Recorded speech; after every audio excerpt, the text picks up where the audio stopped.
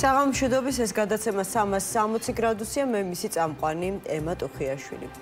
ციხე როგორც მთავარი პოლიტიკური მოვლენების ეპიცენტრი. პატიმარ პოლიტიკოსთა რაოდენობით საქართველოს ნამდვილად ერთ-ერთი რეკორდსმენია. ამას თუ პოლიტიკური მიზეზით დაკავებულ პირებსაც დავუმატებთ, მათ შორის ყოფილ მაღალჩინოსნებს, აქციაში მონაწილე აქტივისტებს, შესაძლოა გინესის რეკორდების წიგნშიც კი შეგვიყვანონ.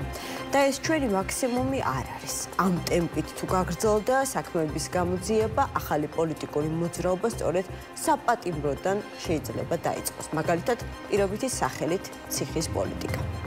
ერთ-ერთი ბოლო, ვინც ციხეში მყოფ პოლიტიკოსებს შეუერთდა ვივამედიდან მიხეილ სააკაშვილია. გახარიას ალბათ ციხე არ ემუქრება, რადგან ბაჩიაშვილივით მარტივად გერმანიიდან ვერ ჩამოიყვანენ, თუმცა ქვეყანასთან განშორება ალბათ დიდხანს მოუწევს.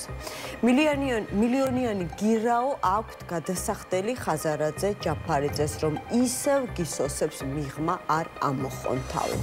ასეთ ვითარებაში, როცა ოცნება არც შინაურს ინდობს და არც პოლიტიკურ მოწინააღმდეგეს, არავინ იცის ვინ მიიღებს შეტყობინებას საგამოძიებო უწყებიდან.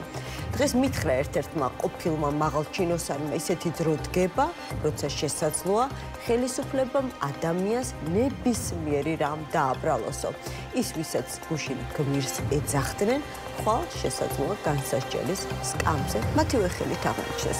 დავით უსუფაშვილი, ლალუძლიერ საქართველოს ლიდერია ჩვენთან ერთად. მოგესალმებით ბატონო დავით, მადლობა გადაცემაში მონაწილეობისთვის.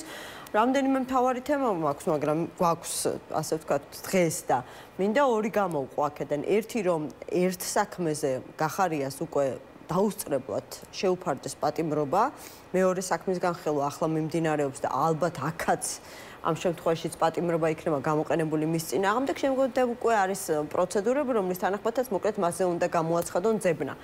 ჩვენ ვიცით მისი თანაგუნდელების პოზიცია, რომ ეს სხვა არაფერია თუ არა ივანიშვილის პირადი პოლიტიკური ვენდეტა მის წინააღმდეგ, თქვენი თანაგუნდელების განცხადებაც მოვისმინეთ, რომ ეს არის პოლიტიკური რეპრესიების გაგრძელება, თუმცა ქართული ოცნება ამბობს, რომ გახარიასთან დაკავშირებით ბევრი შეკითხვა აქვს და არა მხოლოდ ამ საქმეებთან დაკავშირებით, აგერ გიაუელსკიმ დღეს ახსენა, რომ მას აქვს შეკითხვები პანკისის თემაზე.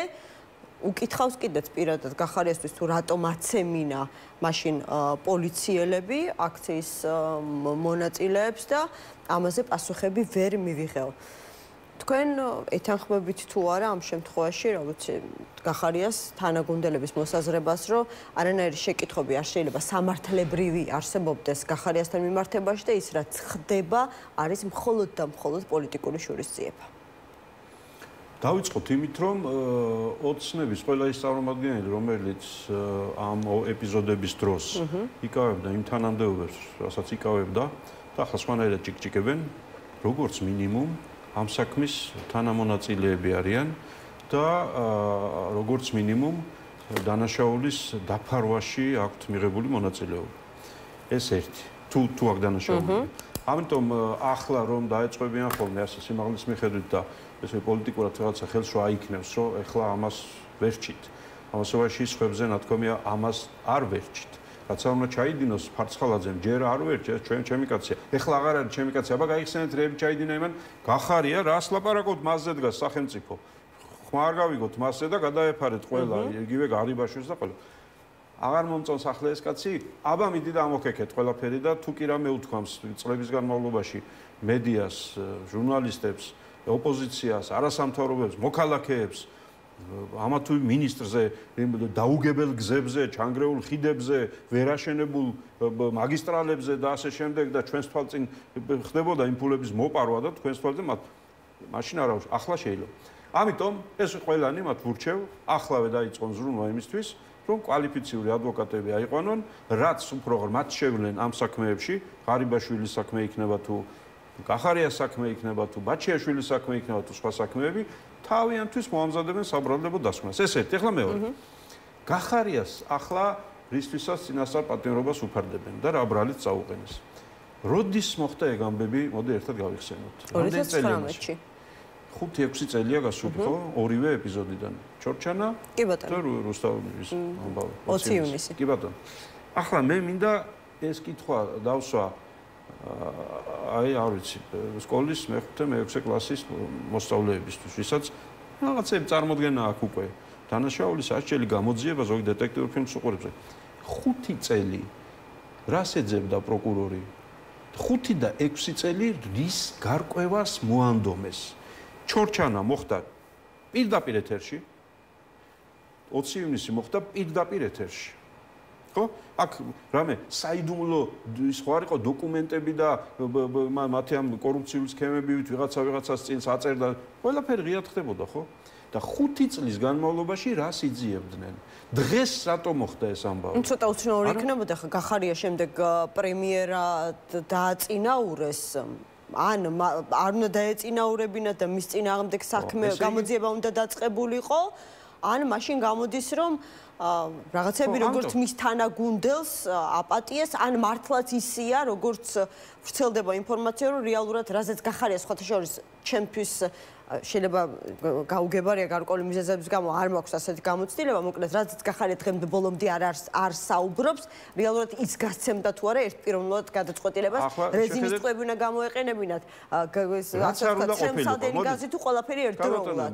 ამ დეტალებს ძალიან დიდი მნიშვნელობა აქვს თავის დროზე. კი ბატონო. გამოძიებაც ჩაატარა ჟურნალისტმა კორპუსმა და ისიც დადგინდა, კითხვების დაისვა და ასე შემდეგ. ამიტომ ახლა აქ მნიშვნელოვანი სხვა რამეა. აი როგორც თქვენ თავად მიხვედით და მეც მივედი ამ დასკვნამდე, კითხვამდე, ხო? კი ბატონო. რა იპოვეს ახალი? რაც არ იცოდნენ მაშინ, როდესაც ეს ამბები მოხდა, აი 2 დღის თავზევე, იმიტომ რომ ორივე იყო სუპერ მნიშვნელოვანი მოვლენა ქვეყნის ცხოვრებაში, უსაფრთხოების თვალსაზრისით, კრიმინოგენული სიტუაციის თვალსაზრისით, ადამიანის უფლებების თვალსაზრისით, პოლიტიკური დატვირთულობის, ანუ იმ დღეებში, იმ კვირებში, იმ თვეებში, რითი იყო დაკავებული ან პოლიცია, ან უშიშროება, ან პროკურატურა, ან ის მინისტრები, ახლა რომ გამოდიან და ერთმანეთის მიყოლებით, მე იცით ხო, არ ვიცოდი იმანვის გააკეთა. და როცა გაკეთა, ხო გაიგე? ხო, მაგრამ ეს შეკითხვები ჩვენ ხო გქონდა, ანუ გასაგებია რომ ისინი ახლა დაინტერესდნენ, მაგრამ ჩვენ საზოგადოებას ხო გქონდა ეს შეკითხვები?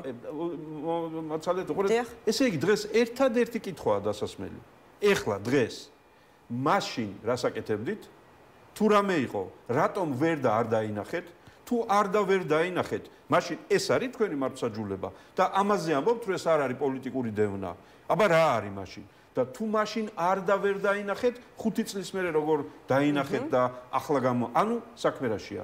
ეს არის კლასიკური მაგალითი პოლიტიკური დევნის და პოლიტიკური მართლმსაჯულების, მიუხედავად იმისა, მაშინ გახარიამ თუ ამან თუ იმან არ ვიცი, ვინ როდის რა ჩაიდინა, არ ჩაიდინა, როდესაც ამას ხელისუფლება შეგნებულად ჯერ ფარავ, თუ რამე დასაფარი იყო, მერე როცა დაგჭირდა კომპრომატი გაქვს სადღაც შენახული და ეხლა ამოაძრობ ამას, ან ვიღაცას ეუბნები, რომ ეხლა მე მინდა ამ ადამიანს ესე იგი გავანადგურო, მოვსპო, აბა წადით უკან, 5 წლის წინ იყო რამე, 12 წლის წინ იყო რამე, 20 წლის წინ იყო რამე, მამამის ყველაფერი აქვს ჩადენილი ბავშვობაში. ეს არის პოლიტიკური მართლმსაჯულება. პოლიტიკური ნიშნით გადაწყვეტა, როდის ვის უნდა ზდევნო და როდის ვინ არ უნდა ზდევნო. ეს არის ამბავი. ამაშია მთელი ამბავი და ამიტოა თქვენი ბატონო დავით, ანუ ჩვენ ხო გვაქვს 20 ივნისთან დაკავშირებით შეკითხვები. ჩვენ შეკითხვების დასმული გვაქვს და ბევრი რამ გვაქვს დასმული. შეუძლია გახარიასაც მათ შორის, მით უმეტეს ახლა მე ვერ ხვდები რაღა აქვს მას დასაკარგი. გასცეს პასუხი შეკითხვას. უყურეთ, როდესაც ერთხარეს დევს ასეთი სახელმწიფო, რომელიც თავის 5 მილიონ მოქალაქეს ასეთი რაღაცებით ემუქრება. მე აქ მაქვს კითხვები. იმიტომ რომ ასეთ სახელმწიფოში აუცილებლად გარწმუნებ და მე მგონი თქვენს დამეთანხმებით. ასე მოწყობილ სახელმწიფოში ახლა ამ წუთში ვიღაცა კიდე რაღაცას აშავებს და ვიღაცა იმ ვიღაცას მფარველობს, იმიტომ რომ მისი ძმაკაცია, მისი მეგობარია, ეხლა პოლიტიკურად საჭიროა ის ადამიანი. ეს არის გასასწორებელი, თორე რა დალევს ამ ქვეყანაში ადამიანებს, რომელსაც ხან ხელი წაუწდება, ხან რაღაცა შეეშლება, ხან რაღაცას თავს ვერ გაართმევს, ხან ბოროტიგანს ეგრეა და სახელმწიფო, იმიტომ მინდა მე, რომ ამ საქმეში იყოს უმციკლო და უმციკლო მაშინ ხარ, როდესაც აკავებ ვიღაცას, მაშინ როცა ხედავ რომ ეს ჩადენილია. ახლა რომ დაერია და მინისტრის მოადგილეებს რომ ესე იგი ჩამოუარეს და ათავისუფლებენ ერთმანეთის მიყოლებით. ეს ხალხიც რა მე და თქვენ დავნიშნეთ იქ? 2 თვის მისულია იქა? თუ როგორ ანუ სანამ რაღაცა კლანი, რაღაცა საძმაკაცო, რაღაცა ბანდა არის პოლიტიკურად მისაღები ვიღაცისთვის, მათ აქ ყველაფრის უფლება. რაც არ უნდა, აი, შავი თეთრზე ღაღადებდეს რაღაცა, რომ აქ ეს პრობლემა. ახლა გეტყვით, კახეთში როდის იყავით ბოლოს? მე ვიყავი გუშინ წინ. დიდი ხნის წინ. ძალიან ცუდია, უნდა შეიძლება იყოს ხოლმე, გადასარევი ამბავია. სოფელში ვიყავი ჩასული ჩემთან სიღნაღში და კიდევ ერთხელ გავიარე ის ახალი ავტობანი, რომელიც ყველას გაგვიხარდა და რაჯობია ამას, სწრაფად ჩადიხარ, ჩამოდიხარ. ესე იგი, ვინც იმ გზით მოძრაობს, ახლა მიხვდება რაზე ვსაუბრობ. ერთი წელია რაც გაიც, თუ წელიწად ნახევარი.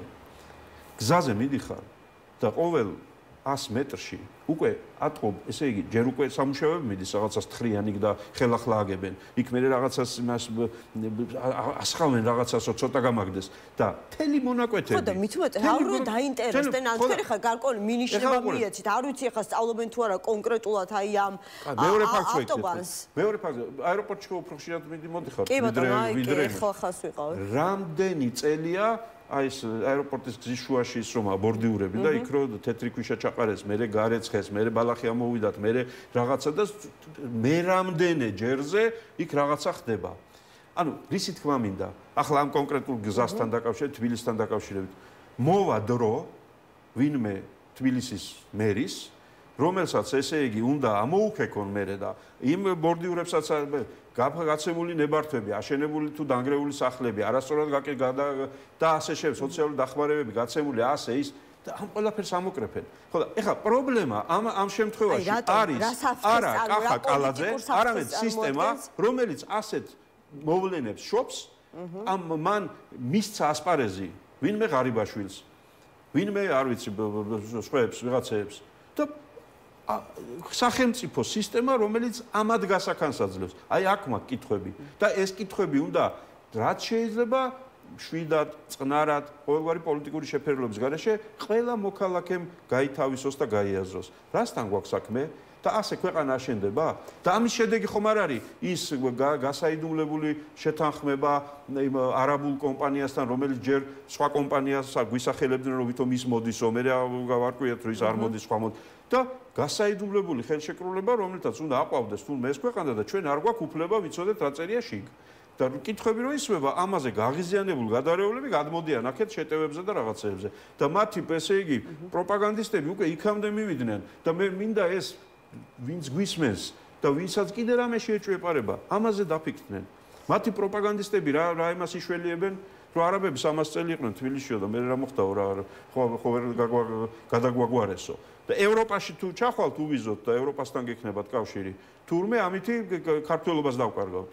მაგრამ რაც ბიძინას აწყობს, იქ თუნდაც 300 წელი კიდე გამეორდეს რა პრობლემაა. ეხლა ასეთ თემებზე უხერხულიც კია ჩვენ და თქვენი დროის მოცდენა, მაგრამ აი ამასთან გვაქვს საქმე. კარგი, ანუ ცალსახად თქვენთვის ეს არის მოცემულ დროში, რა თქმა უნდა, გახარიას წინააღმდეგ პოლიტიკური ანგარიშება. სააკაშვილის თემას მინდა შევეხო, ანუ იგივეა, იმიტომ რომ აი თქვენი თანაგუნდელი გრიგოლ გეგელი ამბობს, რომ ფაქტობრივად ყველა პოლიტიკური ლიდერი დაპატიმრებულიაო და ახლა გასაკვირი არაა, რომ ერთ-ერთი პოლიტპატიმარი ასევე იყოს ციხეში. ხო, როცა ყველა ასე იქნება და რა ვიცი, შეიძლება მე და თქვენაც ვიყოთ იქ ცოტა საკნები კიდეა დარჩენილი, რა ვიცი, ამას მოიფიქრებთ. თქვენ გაქვთ ამ სხვა რამეშია საქმე, რომ ისევ კითხვა დავსვათ ასე. ბოლო 2 წლის განმავლობაში, და ვიცი, რამდენი ხანია რაც სხვაგან იყო ყოფილი პრეზიდენტი. დიდი ხანია, 2021 წელი. 3 წელი მინიმუმ მე მგონი მინიმუმ 3 წელი. 2021-2022 ახლა მე მინდა ვკითხო იმ ადამიანს, ვინც ეს გადაწყვეტილება მიიღო, რომ გუშინ ასე აქედან ახლა იქ უნდა გადავიყვანოთ. ახლა ვეკითხები. ამ 3 წლის განმავლობაში რა იყო არგუმენტი და მიზეზი და მოტივი, რომ იყო იქ და რა შეიცვალა გუშინ, რომ ახლა უნდა იყოს სხვაგან. ხო, გადაწყვეტილებას რო ვიღებთ ადამიანები რაღაცას და მით უმეტეს, როცა საქმე ეხება პატიმარს ზოგადად და საქმე ეხება ყოფილ პრეზიდენტს პატიმრობაში ყოფს, რომელიც არაორდინარული ამბავია და განსაკუთრებით როგორ იციან ხოლმე, თვითონ რაც აწყობთ, რო გამოვლენ და გაგვიმარტავენ ხოლმე. განსაკუთრებული საზოგადოებრივი საჭიროებიდან გამომდინარე, ახლა მოგიყვებით ყველაფერს. მაღალი საზოგადოებიდან გამომდინარე. ყველაფერს მოგიყვებით და ყველა, ანუ რისი თქმაც უნდათ პროპაგანდისტულად. ეგ არის უბედურება, პროკურორები და პოლიციელები პროპაგანდისტებად რო ხართ, ქცეული. რომ ახლა აგიხსნით და დაგი ყველაფერს. ახლა იმ ვიღაცებს ვეკითხები. არ არის მაღალი საზოგადოებრივი ინტერესი, როდესაც ყოფილი პრეზიდენტის პატიმრობას ეხება და მის ახლა კითხვა განვლილი 3 წლის განმავლობაში რა იყო მიზეზი? სააკაშვილი იყო ვივამედის კლინიკაში და რა შეიცვალა, რომ ახლა აქედან წავიდა იქ. აი ხო უნდა გვითხრან რამე და მე ნუ დამაჯერებენ, თავის ამორჩეველს აუხსნან. მოთხოვ ჯერ ამათი რომ ჩვენურად იქცევენ. აი რა. და როდესაც გალოტონოებმა ასეთ თემებთან გვაქვს საქმე, ასეთ манипуляციასთან გვაქვს საქმე და ასე მართლმსაჯულება და პროკურატურა და ძალაუფლება ხელში უპყრიათ იმისთვის, რომ საკუთარი ინტერესები დაიკმაყოფილონ. კანონი, კონსტიტუცია, სამართალი, მორალი, უსაფრთხოება, საზოგადოება, ქვეყნის პრესტიჟი, კეთილდღეობა, ბიზნეს გარემო და ასე შემდეგ. სამართლიანი, ეგენი კი არა. ახლა მე რაღაცის გამო ჩავთვალე, გახედა იქიდან რაღაცა, ეხლა ხო 4 ოქტომბერს ხო წამოვიკიდეთ რაღაცეებზე და ესე, ეხლა ამას ვიდა, იმას რომ თქვენი გჩახშობთ ამას ან წამოიკიდეს ასე ფიქრობთ და გაქვთ განცდა რომ დღეს ასეთ პირობებში არავინ არის დაცული მსგავსი შემთხვევებისგან რომ შესაძლებელია მის მიმართ არსებული პოლიტიკური ინტერესი გადაიქცეს მის წინააღმდეგ სამართლებრივ დევნაში იქნება ეს ქართული ოცნების ყოფილი თანაგუნდელი თუ ასე ვთქვათ ადამიანი ოპოზიციური ფლანგიდან თქვენს ვერ მოყვანილი ფაქტები ისე ღაღადებენ ქვებზე მეტად ღაღადებენ თქვა ერთმა ჭვიან მაგაცმა თქვა ღაღადი და ახლა ეს ფაქტები ისე ღაღადებენ რომ მე ახლა მაგ დებულებაში ეჭირო შევიტანო არა მეგობრებო და ვინც დასაჭერი იყო დაჭერილია ყველა დანარჩენი დაცული ხართ იქითაც აქეთაც სერიოზულად ჩაიწვლება რა მე არა ეს პროცესი რეპრესიების პროცესი მიდის გაგრძელდება და დასრულდება თვით რეპრესირებით აი ყულფი რო ნელა იკვრება ხოლმე იკვრება და მე თავად შემოეწულებათ ხოლმე ყელზე ის პოლიტიკური ყულფი რომელიც ახლა შვებისთვის აქვს გამზადებული რა თქმა უნდა გააგრძელებენ მაგრამ ეს გააგრძელებენ ეს ნიშნავს რას რაც უფრო როდესაც ხელისუფლება სადამდე შეიძლება მივიდეს სადამდე შეიძლება გაგრძელდეს როდის შეიძლება ეს ყველაფერი დასრულდეს რა შეიძლება ამ ყველაფერს დაუპირისპიროს ოპოზიცია ამ ყველაფერს ასრულებს ერთადერთი არ არის ამ ყველაფრის საწინააღმდეგოდ ერთი ცალი მოქალაქე რომელიც ამას არ ეგუება და მე ეს ერთი რომ აქ არის და კიდე მეორე რომ ისიც ერთია და ერთი მარტო მე ინდივიდუალურად არ ვეგუები არ ვეთანხმები არ ვიღლები იმისთვის რომ ეს თქვა რომ ეს არასწორია ერთი ცალი რო არ მაშინ არ ვიღლები და მე მეორეც რომ არის და რო არ იღლება და ამას ბოლომდე რომ ესე ვთქვათ ვიცავთ პრინციპებს ასეთი ერთიანობას ასეთი პროტესტი მოქმედება და ყველა პლატფორმაზე რაც შეიძლება ეფექტური ბრძოლა აი გეტყვით უყურეთ ავტორიტარული რეჟიმი რა შვება ცდილობს განგდევნოს ოპონენტი დემოკრატიული სივრციდან. ამისთვის დემოკრატიულ ინსტიტუტებს აზრს უკარგავს. აი ხო, სასამართლო მისია და ესე იგი რასაც უნდა იმას გამოაწოდოს. თქვენ მაინც ურჩიეთ რომ კარგი ადვოკატები ახლავე შეიგულიან რომ რა ამას აზრი კიდევ ესეც მინდა კითხო. როგორ არა და ახლა ის პოლიტპატიმრები ციხეში რომ არიან ისინი ძალით არ წაუყვანიათ იქ ძალით გულისხმობ რომ ესე გაქცევას ცდილობდნენ. არა, ესე იგი დიახ მე ვაღიარებ რომ აი ეს ხელისუფლება ამას მიკეთებს, ამას აკეთებს და ასე შემდეგ. ანუ სასამართლო რომისია, ამიტომ სასამართლოში დავა აღარ გავაგრძელოთ და დაცვა არ გავაგრძელოთ და მისვლა არ გავაგრძელოთ და გულშემატკივრობა და ადვოკატი არ მოემზადოთ. საკონსტიტუციო სასამართლოში წაიღეს რომ ნაგიგზავნოთო პარტიები. ამის გამო ესე იგი საკონსტიტუციო სასამართლო თქვა რომ აღარ არსებობს ჩვენთვის და წავედით. მე რა კიდე იმაში რა ქვია ქუჩაში ჩაიდინეს ის რაც ჩაიდინეს ამდენი ადამიანი დაასახიჩეს ერთი არავინაა დასჯილი ამდენი 100,000 ადამიანი გამოვიდა ქუჩაში ეს ხმა არ გაიგო ხელისუფლება აქედან ის დავასრულოთ რომ ქუჩაში აღარ გამოვიდეთ მედია არა მე ვამბობ უყურეთ კითხვებს ვავ რომ აბა რა აზრი აქვს ამას რა აზრი აქვს იმას მხოლოდ პროტესტი საკრებულოებში აქტიურობა პარლამენტში შევიდა გახარიას გუნდი დაადგა ამ გზას მე მინდა ყოველდღე ვისმენდე, მაგრამ რაც შეიძლება მეტ აქტიურობას, იმიტომ რომ იქ შევიდა, იქ უნდა იაქტიუროს. ეს როგორ ფიქრობ? აი, ქალბატონო, მაგას ვთვლობ ახლა თუ მაინც კიდე უნდა გავიმეორებ. აი, ახლა მე და თქვენ რო საუბრობთ. მოდი რა, მე ერთ დღეს მე დავცოთ შეიძლება. ერთ წელს დავსვა რა. აი, ხო ყოველდღე ეთერში ხარ, ყოველდღე თუ არა, ძალიან ხშირად და შესანიშნავად მიყავ ყველაფერი. აი, რა შედეგი მოყვა ამას?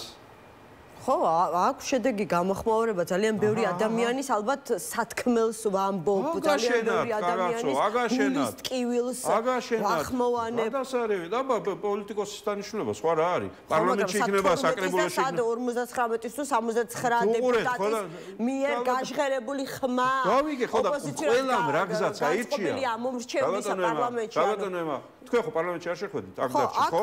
ვიცი რომ ქონდათ შემოთავაზე, ვიცი მე. არ წახვედით პარლამენტში, აქ დარჩით, ეს გზა აირჩიეთ. ხო და ამ გზაზე ქონდა, მე ვიცი, შეიძლება თქვენ არ იცით. კაი.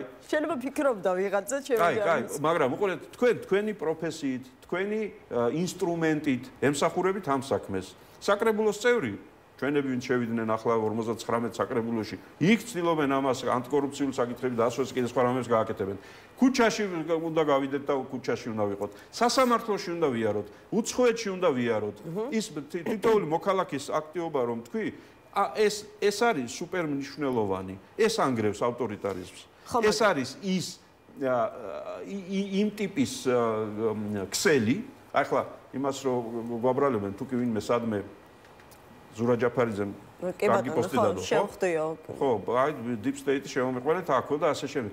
უნდა გავაშარჟოთ, სადაც ეს შესაძლებელია, იმიტომ რომ იმდენ სისულელეს აკეთებენ, იმდენ აი წარმოუდგენელ ამბებზე ლაპარაკობენ, ხო, მაგალითად დღეს იყო რომ თურმე ქართულ არასამთავრობოებს და აქტივისტებს იმდენი უნარი არ შეწევს, რომ განცხადება დაწერონ, რა უნდა გავაკეთოთ. უყურეთ, ესე იგი, სად ვართ? ანუ თუ ასეთი უსუსურები ვართ, ყველანი და უცხოეთის აგენტები ვართ და იქ მიბმულები, ესე იგი რა უნდა გამოვიდეს ჩვენით? ამ პროპაგანდას სჭირდება მოქალაქის დონეზე, მედიის დონეზე, პოლიტიკური პარტიის დონეზე, აქტიური მოქალაქის დონეზე, არ ვიცი, ადვოკატის დონეზე, რაც შეიძლება მედგარი წინააღმდეგობა და მხილება და პრინციპულობა. ეს შედეგს მოიტანს. მედგარი წინააღმდეგობა და ასე ვთქვათ, ფოკუსის გასწორება, ხო? იმიტომ რომ დასაკარგი დროც არ არის. აი, მოქალაქეებს დღეს ფიქრობ, ყველაზე მეტად აინტერესებთ ის თუ სადამდე შეიძლება მივიდეს ეს პროცესი. აი, ხვალ რა იქნება, ზეგ რა იქნება პირობითად, იმიტომ რომ რჩება შთაბეჭდილება, რომ აი ამ პოლიტიკურ სცენაზე დგას ქართული ოცნება და ფაქტობრივად ერთი მსახიობის თეატრს თამაშობს. აქეთ ხან თავის ყოფილ თანაგუნდელებს იჭერს, ხან ოპოზიციის მისამართის სხვადასხვა ტიპის იერიშს ახორციელებს, აგერ საბოტაჟის საქმე არის. აი ფოკუსის გასწორებაში გალოტონებმა მე ერთ ძალიან მნიშვნელოვან თემას დაუბრუნდებოდი, ჩვენ უკვე გავიარეთ თითქოს, მაგრამ მაინც მინდა რომ ამ თემას დაუბრუნდეთ. ფოკუსის გასწორებაში, როდესაც საუბარია აი ამ მდგომარეობაზე, რაც ქვეყანაში გვაქვს ჩვენ. ღარიბაშვილი, რომელიც ამხილეს ცუდი ამბების ჩადენაში.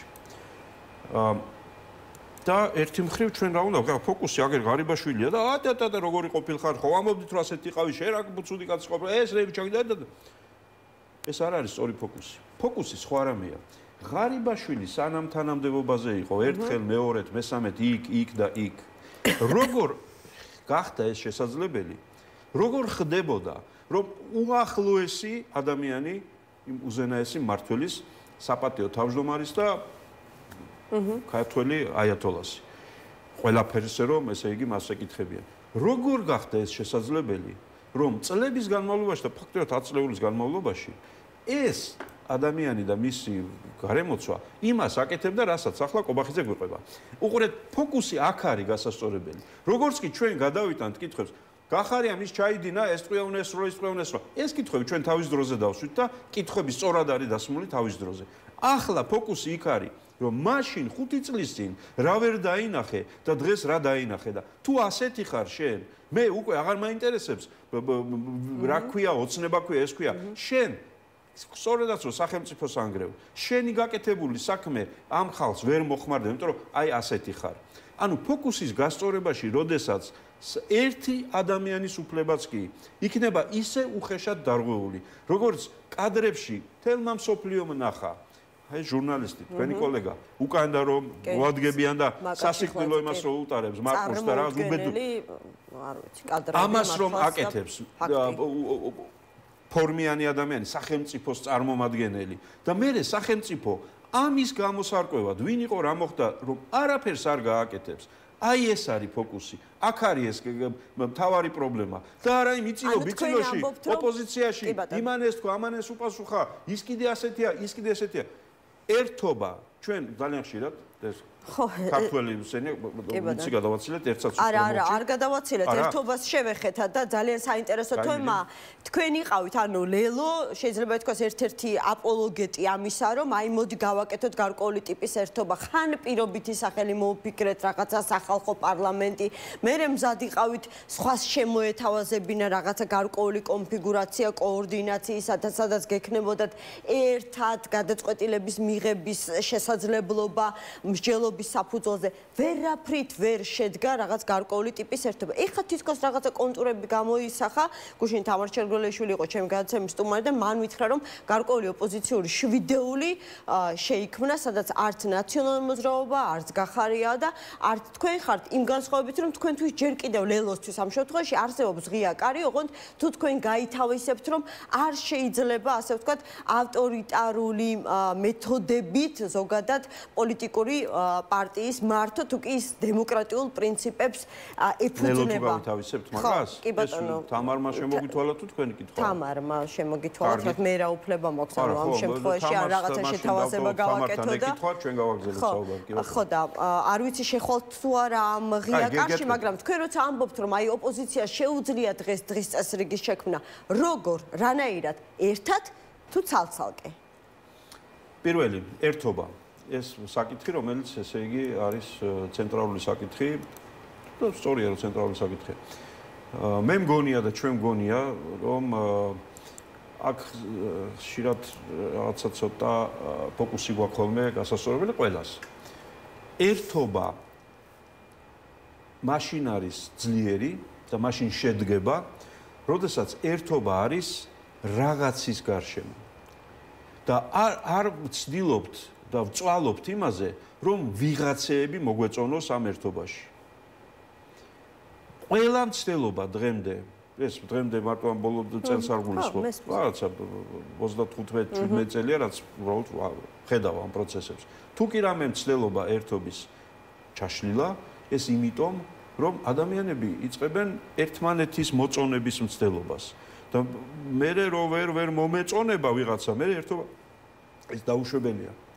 დაუშვებელია, იმიტომ რომ რაღაცის გარშემო ერთობა გვჭირდება. იმ რაღაცის გარშემო ერთობა ეს ნიშნავს რას? 7-იანი, 8-იანი, 9-იანი ეს არც ერთი არ არის დასრულებული და მთელი. და არ არის საკმარისი მიზეზი ახალი საპარლამენტო არჩევნები იმისათვის რომ რაღაცა ერთმანეთის მოწონება არ მოწონება გვერდზე გადადონ ცოტა ხანი. მაგას ვამბობ. დიახ, ზუსტად ეგ იყო და ეგ არის ლელო ამ პროცესში პოლიტიკური 5-6 წლის განმავლობაში. რა თქმა უნდა, ჩვენი წილი დავაკელით რაღაცებს, შეცდომებიც დაუშვით, მაგრამ ერთი სფერო, ერთი მიმართულება, რომელშიც მე ამ შემთხვევაში რაღაცაად ვაძლევ თავს უფლებას, იმიტომ რომ რაღაცები მინახავს ამ ქვეყანაში, რომ ცოტა შემფასებლის როლშიც ვიყო და არა ლელოს წარმომადგენლის როლში, ერთი თემა, სადაც ვერ პოულობ იმას, რომ რამე უსაყვედურო ან ჩემს კოლეგებს, ან ჩემ თავს, ან პარტიას, რომ დავაკელით რამე, ეს იყო სწორედ ამ ტიპის მცდელობები. პირველ სანამ ლელო პარტია დარეგისტრირებოდა მანამდე რამდენ პოლიტიკურ ლიდერს, ინდივიდს, პარტიას მამუკა ბადრი შეხვდნენ, ისაუბრეს და შემდეგ. და იქიდან მოყოლებული მე ყველა ამ პროცესში არ დავაკელით. შეცდომები დავუშვითოთ თქვენ თქვით, ხო? ერთობაზე ვსაუბრობთ. ერთობის ნაწილში და მცდელობა იმისი, რომ მართლაც რაღაცის გარშემო ჩვენ ერთად დამგვარიყავით, ეს ყველაზე ისე აი მოცემულობა იყო, ეს უნდა გაკეთებულიყო შარშანდელი საპარლამენტო არჩევნების შემდეგ ქუჩაში აგორებული ამხელა ამ აქციებს საპროტესტოს ვეძახით და სწორია რომ საპროტესტოა ოცნების მიმართ, მაგრამ მე იქ და ახლაც დღესაც მე ამ აქციებში მხოლოდ პროტესტს არ ვხედავ. აი ხალხი იმიტომ არ არის შედკრებილი რომ ოცნება არ მოწონს და ეს არის მისი არა იქ არის ხალხი სახელმწიფო რო გვინდა სწორი, კარგი, ევროპული სამართლიანი და ამ შემდეგ ეს არის სახელმწიფოს სამშენებლო აქციები ძირითადი მოტივი ეგ არის იქ და პროტესტი ოცნებას ამიტომ ამ სიტყვას რომ საპროტესტო აქცია საპროტესტო კი არა ამაზე სამშენებლო აქციები ამ ქვეყანაში ცოტა თუ ყოფილა რა ვიცი 80-იანი წლების ბოლოდან ანუ ამ აქციების ენერგია მოტივაცია გაფლანგა ოპოზიციამ გაუშვა ხელიდან მითხარით არაფერი გაფლანგულა ეგრე არ არის არაფერი არ იფლანგება ეს არის ის ენერგიები რომელიც ზოგჯერ აქტიურდება ზოგჯერ პასიურდება მაგრამ არ იფლანგება სხვა რამე შეესაქმე პოლიტიკური ერთობის ცდელობა სწორედ ალტერნატიული პარლამენტი ნუ რაზე ვსაუბრობდით რომ პარლამენტში არ შევდივართ თუ არ შევდივართ ის ადამიანები რომლებმაც საქართველოს 800,000 მოქალაქის ხმა CSKO-ს მონაცემებით მიიღეს და ქონდა ლეგიტიმაცია აი ამდენი ადამიანის როგორც მინიმუმ გაყალბებები და რამე არ იცვლება ის რაც ოფიციალურად დაიწერა ანუ ეს იყო უკვე 800,000 მოქალაქის ხმამიცემული ადამიანების ერთობა რომელზეც ქონდა ჩვენ კონკრეტული წინადადებები რომ აქ ამ ერთობას შემოუერთდეს ის ხალხი ვინც ბარიერი ვერ გადალახა ასევე არა გაყალბების გამო ხო და არ გამოიყენა ხო არ გამოიყენა ეს ნდობა მიცემული რომელიც არჩევნების შედეგებში მოდიშ არ გამოიყენა რას ნიშნავს მე გიყვებით ჩვენ ეს ცადეთ გამოვიყენეთ ცდელობა მაგრამ დავაკელითო თქვენ თქვით ანუ რა უნდა გაგეკეთებინათ კიდევ შეგიძლიათ გითხრათ ბატონო და ძალიან მნიშვნელოვანია ეს საკითხი თუ შეიძლება იქნებ ლოგიკურად გავყვეთ კი ბატონო გავყვეთ იმიტომ რომ მე რა ვთქვი უყურეთ მე რა ვთქვი ამ კონკრეტულ საკითხში არაფერი არ დაგვიკლია მეთქი ალტერნატიული პარლამენტის მცდელობა გავაგრძელო დეტალები პრეზიდენტთან დაკავშირებით პრეზიდენტის ირგვლივ ის საკოორდინაციო ცენტრი თუ ასე შემდეგ ადგილობრივ არჩევნებში უპარტიო კანდიდატი ნომრის და პარტიული სახელით მონაწილეობის გარეშე ერთობის გაკეთება და ასე შემდეგ. ამავე პრინციპებით გავაგრძელებთ ჩვენ ცხოვრებას ხვალ. იმიტომ რომ რის გარშემო მამუკა ხაზარაძის გარშემო გავერთიანდეთ, არც ერთ ეტაპზე არ გვითხოვს. არც იმ საპარლამენტო არჩევნების წინ, არც ნეიტრალური ალტერნატივა და ასე შემდეგ. არა. ახლა სასწორზე დევს უზარმაზარი თემა, რომლის გარშემო გაერთიანება ადამიანებს უნდა მივცეთ საშუალება ვიღაცას სადმე შვიდეულში წარმოუდგენია თავისი თავი. ნუ დავძრახავთ რომ რატო ხარ იქ და შვიდეულისგანაც და რვავეულისგანაც ნუ მოვისმენთ იმას რომ აქ ამ კარში თუ არ შემოხვედი ესე იგი შენ არასწორ საქმეს აკეთებ. ჩვენ ყველამ იმ კონკრეტული მიზნით და ამოცანის მიმართულებით ვაკეთოთ ისეთი საქმე იმ ფორმით იმათთან ერთად ვისთანაც გამოგვდის ერთად ყოფნა დავასრულოთ გაუთავებელი დავები და მსჯელობები იმის თაობაზე შენი გზა რომ ახლა ასე აკეთებ 8-ში იყავი გახვედი არ ვიცი პრეზიდენტთან იყავი შეხვედრებზე მე აღარ დადიხარ ამ დეტალებზე და წვრილმანებზე კი ნუ დავობთ გამოვკვეთოთ ჩემი საპასუხისმგებლო სფერო ვიღებ მე ლელო და რამდენიმე ადამიანი ამ პარტია საზოგადოებრივი მოძრაობა ან ინდივიდი ვიღებთ ჩვენ წინ პასუხისმგებლობას კონკრეტულ მიმართულებაზე კონკრეტულ ტერიტორიაზე კონკრეტულ სოციალურ ჯგუფთან ურთიერთობაში კონკრეტული თემების წამოწევაზე ანტიკორუფციული თემების თაობაზე დიდი ხანია ვმუშაობთ გავაგრძელებთ ამას კოორდინირებული მოქმედება დანარჩენ ოპოზიციის დანარჩენ ნაწილთან თქვენ არ გჭირდებათ და კიდევ ერთხელ გკითხავთ რა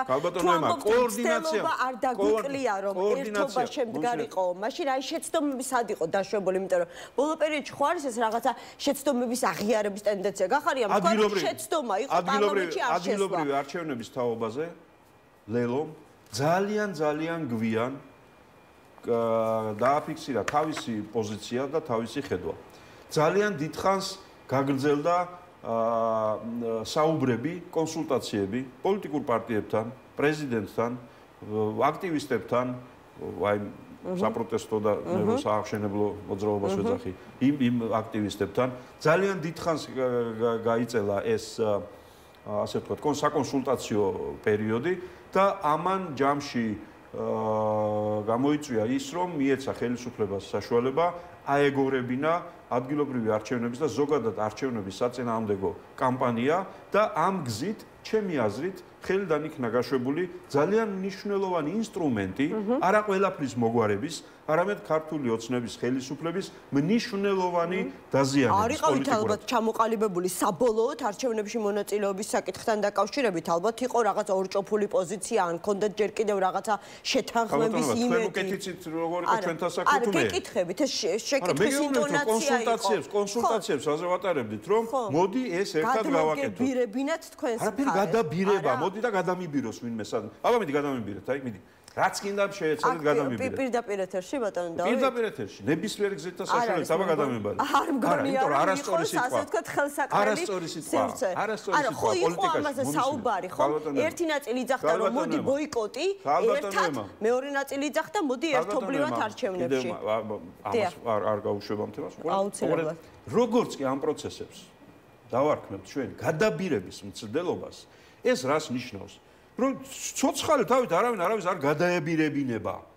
ეს არ არის გადაბირება, გადმობირება. ეს არის ის მსჯელობა და დისკუსია, რომლის შედეგადაც ჩვენ უნდა გამოვგზავნოთ ხოლმე კონსენსუსი. ამიტომ ის ცდილობდა გადავებირებინა და მე ვცდო ველურები ყოფილვართ და არა პოლიტიკაში ყოფილვართ და არა საქვეყნო საქმეზე გვილაპარაკია. აქ არის არგუმენტებით მსჯელობა და არა გადაბირება, გადმობირება. გადაბირება და გადმობირება ეს არის კრიმინალური სამყაროს რაღაცა ტერმინოლოგია, ან კიდე რაღაცა სხვა სამყაროსი, მართლების აგენტი გადაიბირა ვიღაცამ და ამუშავა იმ ქვეყნის სასარგებლოდ და შემდეგ. კი ბატონო, დაითანხმოთ თქვენს პოზიციაზე, გადმოიყვანოთ თქვენს აზრზე. არავის გადმოყვანა არ მინდა. გადმოყვანილი არ გამომადგება მე არანაირ საქმეში. ვინ იყო მთავარი მოწინააღმდეგე არჩევნებში მონაწილეობდა მე და ვერავის თუსამე გადამიყვანა. შეგიძლიათ მითხრათ, ვინ იყო მთავარი მოწინააღმდეგე? მესმის ახლა ეს უფრო გაინტერესებთ ამ წუთში მესმის, მაგრამ მოინტერესებს ხო ვინ ჩაშალა შესაძლო საერთო ერთობა, რომელსაც შეეძლო, ასე ვთქვათ, ოპოზიციისთვის მნიშვნელოვანი წარმატება მოეტანა. თქვენ ხომ ამაზე დებდით სოლს, ანუ ერთობა ამისთვის გჭირდებოდა და არა საერთო ფოტოს გადასაღებად. თქვენ ჟურნალისტის გადმოსახედიდან სწორად თქვით კითხვას, იმიტომ რომ გნებავთ რომ ჩემს ბაგეთაგან გაიჟღეროს იმ სახელმა. და ჩემს ბაგეთაგან გაჟღერება რა საჭიროა მაშინ როდესაც თელმა ვინც თუ გვინმე გვიყურებს და თქვენს და ყველა მიცის ვინ რა პოზიციაზე იყო ვის ჯეროდა ბოიკოტით გამოვიდოდა საქმე ან 4-ზე დაწყებით და 8-ზე დასრულებით და ასე შემდეგ და ვინ წავიდა არჩევნებზე ახლა მე უნდა ჩამოვთვალო ისინი რომ მე იმათ ხვალ ჩამოვთვალონ ესენი არა აქ პოზიციაზეა საუბარი ამიტომ ამ პროცესში ჩვენ რა დავაკეთითო კი ჩვენ დავაკეთით ის რომ ეს კონსულტაციები ძალიან გაგვიგრძელდა და საჯარო სივრცეში ეს იყო შეცდომა ეს იყო ერთადერთი თქვენი შეცდომა არა როგორ ერთადერთი კაცო არავითარ შემთხვევაში არ გადახედავთ მაგალითად იმ გადაწყვეტილებას აი რაც გახარიამ თქვა რომ შეცდომა იყო მაგალითად პარლამენტში არ შესვლა და გვიან მაგრამ მათ მაინც გამოიყენეს მანდატები და თქვენც თქვით რომ ეს არის მათი ბრძოლის ველი და შესაძლებელია ძალიან მცირე მაგრამ მაინც ისმის ოპოზიციურად განსხვავებული პოზიცია ისმის პარლამენტში ამ ყველაფერში შედეგებით იზომება ძალიან ბევრი რამ ხო ცხოვრებაშიც და პოლიტიკაშიც. ამიტომ ამბობ ჩვენ რა გზასაც დავადექით ამ გზით უნდა მივიღოთ შედეგი ქვეყნისთვის შედეგი ჩემთვის კი არა. გახარიას ჯგუფმა ის გზა აირჩია უნდა დაგვანახოს შედეგი. ეს შედეგი არის პარლამენტში გააფთრებული ბრძოლა ყველაფერზე. და იმ პარლამენტში იქეთ ამხარეს ისეთ შემადგენლობაა რომ აქეთ ამხარეს ზუსტად არ ვიცი რამდენი არიან ამ შემთხვევაში პარლამენტში მაგრამ ის რაოდენობა 13-14 არჩევნებაში 12 მე როგორც ვიცი კი ბატონო როგორცა 12 მე ესე იგი როგორ არის შეერღებული ვაშკაცი კობახიძემ გაიგოს ახლა ესე იგი ეგრე გამოძიება დაიწყება შეერღებული ვაშკაცებს უნდა ხეკავრო კი სერიოზული ამბავია ჩვენ გახარიას პარტიასთან ერთად თუ არ ვცდები 28 საკრებულოში ვართ ერთად წარმოდგენილი და იქ მხარდამხარ და ერთად ვიბრძოლებთ, იმიტომ რომ ჩვენი შეთანხმება შეეხებოდა ადგილობრივ არჩევნებს, ადგილობრივ დონეზე თანამშრომლობას და ამას აუცილებლად გავაგრძელებთ იქ. კი ბატონო და ბოლოს მინდა გკითხოთ, აი მოკლედ და თქვენც მოკლედ მიპასუხოთ, თქვენ მცდელობას გავაგრძელებთო და ანუ სწორად გავიგე, ანუ არ დავაკლებთ მცდელობას გავაგრძელებთ, რომ რაღაცნაირად გააძლიეროთ ოპოზიცია თქვენი ფლანგიდან იმისათვის, რომ ქართული ოცნების ხელისუფლების დასასრული მოახლოვოთ, ანუ საბოლოოდ ჩაიქნიეთ ხელი გარკვეული, ასე ვთქვათ, ერთობის პერსპექტივაზე ოპოზიციაში? კიდევ ერთხელ. მავოცებთ. არა, მოკლე პასუხი ეგ არის ამ შემთხვევაში. იმიტომ რომ მე მგონია რომ ძალიან ბევრი ვილაპარაკე მაგ თემაზე. კი ბატონო, ანუ პასუხი მიღებული ამ შემთხვევაში და გასაგებია. დავით უსუფაშვილი ლელოძლიერი საქართველოს ლიდერი იყო, ჩვენი გადაცემის სტუმარი. მოკლედ ასეთია ვითარება ამ ეტაპზე ოპოზიციურ ფლანგზე, როგორც ხედავთ, ყველა ცალ-ცალკე არ აპირებს ბრძოლის, ასე ვთქვათ, შეჩერებას, ბრძოლის გაჩერებას. ნახეთ რომ არ აპირებს ბატონო დავით, არ აპირებს ბრუნდებით ეთერში. ვაპირებთ ყველაფერს თქო, მე. არა ცალ-ცალკე, მაგრამ არა აპირებთ ერთობლივად? გახარიას წარმომადგენელია და ერთად რაღაცნაირად შემოატრი. ერთად აპირებთ თქვენ და გახარიას წარმომადგენელი ბრძოლას. ვინც მოძებნით საერთოს. ეგ თქვი. თუ იმას ეჭვებარება შეუძლია დაახტო. კი ბატონო, ბოდიშს ვიხდი და დავაზუსტებ, ანუ ყველასთან ვისთანაც მოძებნიან საერთოს, ლელო აპირებს კვლავ, ასე ვთქვათ, ბრძოლის გაგრძელებას. თუმცა საინტერესოა ისიც, რაც ვნახეთ უკვე ოპოზიციის ერთ ფლანგზე, გულისხმობ გარკვეული, ასე ვთქვათ, ოპოზიციური შვიდიანის, პოლიტიკური შვიდიანის ჩამოყალიბებას. ეს ის ადამიანები არიან, ვინც დაანონსა 28 ნოემბრის აქციაც. ლევან გოგიჩაიშვილი პარტია გახარია საქართველოს ერთ-ერთი ლიდერი შემოგვიერთდა. მოგესალმებით ლევან, მადლობა გაცემაში მონაწილეობისთვის. მოკლედ თქვენც ასე განიხილავთ ლელოსთან ერთად პოლიტიკური ბრძოლის გაგრძელებას, თუ კი გექნებათ გადაკვეთის წერტილები და აი რა გადაკვეთის წერტილები შეიძლება იყოს ეს? მოგესალმებით, მე ვესალმები მაყურებელს.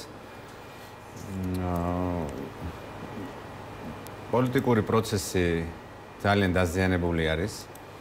განსაკუთრებით ეგრეთ წოდებული ბოიკოტის და ამაზე დაშენებული მერე ვითომ მშვიდობიანი დამხობით, რომელმაც ფაქტობრივად არალეგიტიმური პარლამენტი და არალეგიტიმაციის არ მქონე ივანიშვილს კრიზისი დააძლევინა, ლეგიტიმაციის კრიზისი დააძლევინა.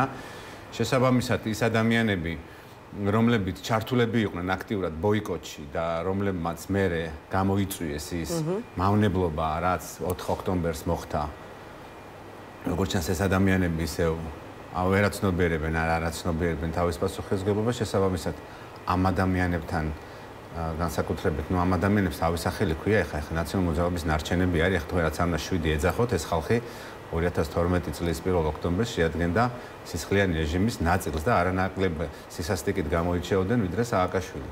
ამიტომ შესაბამისად ან ვინ დროა, გირჩი, ფედერალისტები ყველა არისო? არ არის ბოკერია სააკაშვილის სისხლიანი რეჟიმის ნაწილი თუ ციდან ჩამოფრინდა 2016 წელს სადისად. ახლა თუ კი ვინმე გამოირჩევა სააკაშვილის ნაციონალური მოძრაობა კრიტიკით შემიძლია სწორედ ბოკერია დავასახელო, თამარ ჩერგოლეიშვილი დავასახელო. თუ მაგრები იყვნენ 2010 წელს ეკრიტიკებია, წააგეს და მერე კრიტიკა რას ნიშნავს? ანუ წაგებულზე აკრიტიკებენ ერთმანეთს თუ როგორ ხდება? თუ ინტერესით აკრიტიკებენ, თუ რას ნიშნავს ახლა? მისი ნაწილი იყვნენ, ჩააყვნენ 7 ნოემბერშიც მათ მიიღეს, 26 მაისიც მათ კისერზეა, პატიმრების წამებაც მას კისერზეა, 1 ოქტომბრის წაგება ერთად წააგეს და ანუ თუ 2016 წელს არ გამოვიდნენ ერთად პარლამენტში არ შევიდნენ? მაგას რა მნიშვნელობა, ანუ რას ნიშნავს, რა კრიტიკა არის, ანუ წაგებულზე კრიტიკა არის თუ აკრიტიკეს სააკაშვილი რაღაცა ადამიანის უფლებების დარღვევისთვის, აკრიტიკეს ბიზნესის ტერორიზმის, რაზე აკრიტიკეს? როცა საკრიტიკებელი ხარ, წაქცეულს თუ ხა წიხლებს ურტყავენ, ეგ მაგათი პრობლემა არის. ერთად წაიქცნენ, ხო, მაგრამ მე ვამბობ, ჩვენთვის თავი ამოცანა ეს არის დღეს ყველაზე მნიშვნელოვანი ამოცანა. ნახეთ, ამ ადამიანების ეს არის ბიძინა ივანიშვილის პროექტები ეს ყველაფერი და ვინ არის ბიძინა ივანიშვილის პროექტი? ნაციონალური აგერ მიშა სააკაშვილმა დაწერა თავისი პირით გირჩი, ესენი აგერ 40 მილი მე ხო არ დამიწერია. სააკაშვილმა თვითონ ამხილა დაწყებული გირჩიდან დამთავრებული ბოლოს ახლების პარტიით. მან არ თქვა 40 მილიონი მაგან წამოჭრა. შიდა გარჩევებში ხო იყო ეგ საკითხები. ისინი ამბობენ თვითონ, ხა მე კი ვიცი რაც ხდებოდა, მაგრამ ამას დაამატა ახლა სააკაშვილმა ხო რამოდენიმე პერიოდის განმავლობაში.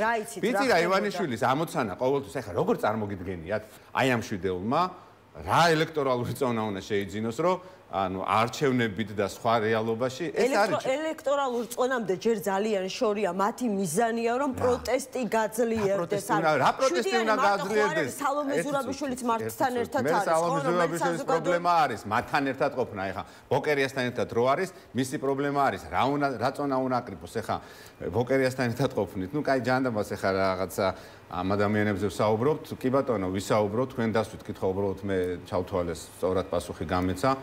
რა პროტესტი უნდა გააძლიერონ? ყველაფერი მოკლეს ამ ადამიანებმა თავისი ბოიკოტით და თავისი 4 ოქტომბრის რაღაცა მშვიდობიანი დამხობით. ეხლა თუ ეს ადამიანები რა შუაში ეს ხალხი ათნაშიაში მან აი ამ სიტყვენ ამ სიგიჟე მოიტანა, ეს ხალხი გამოდიოდა. ეს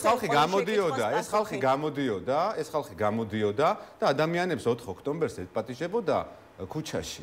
არ იცოდნენ რა სიგიჟეს ჩაატარებდნენ. ხალხი ემზადებოდა სიგიჟისთვის. ამბობენ რომ არ იცოდნენ. რას ნიშნავს არ მაშინ ბრიყვები ყოფილან და ეხლა ბრიყვებს კიდე ახლიდან გარდა ვინც ახლა ამ ასე ვთქვათ საქმეზე საპატიმროში ზის ამბობენ რომ არავინ არაფერი არ იცოდა როგორ განვითარებული იყო მოვლენები. ძალიან კარგად იცოდნენ თუ არ იცოდნენ ბრიყვები ყოფილან და ეხლა ბრიყვს საერთოდ არ უნდა ენდო.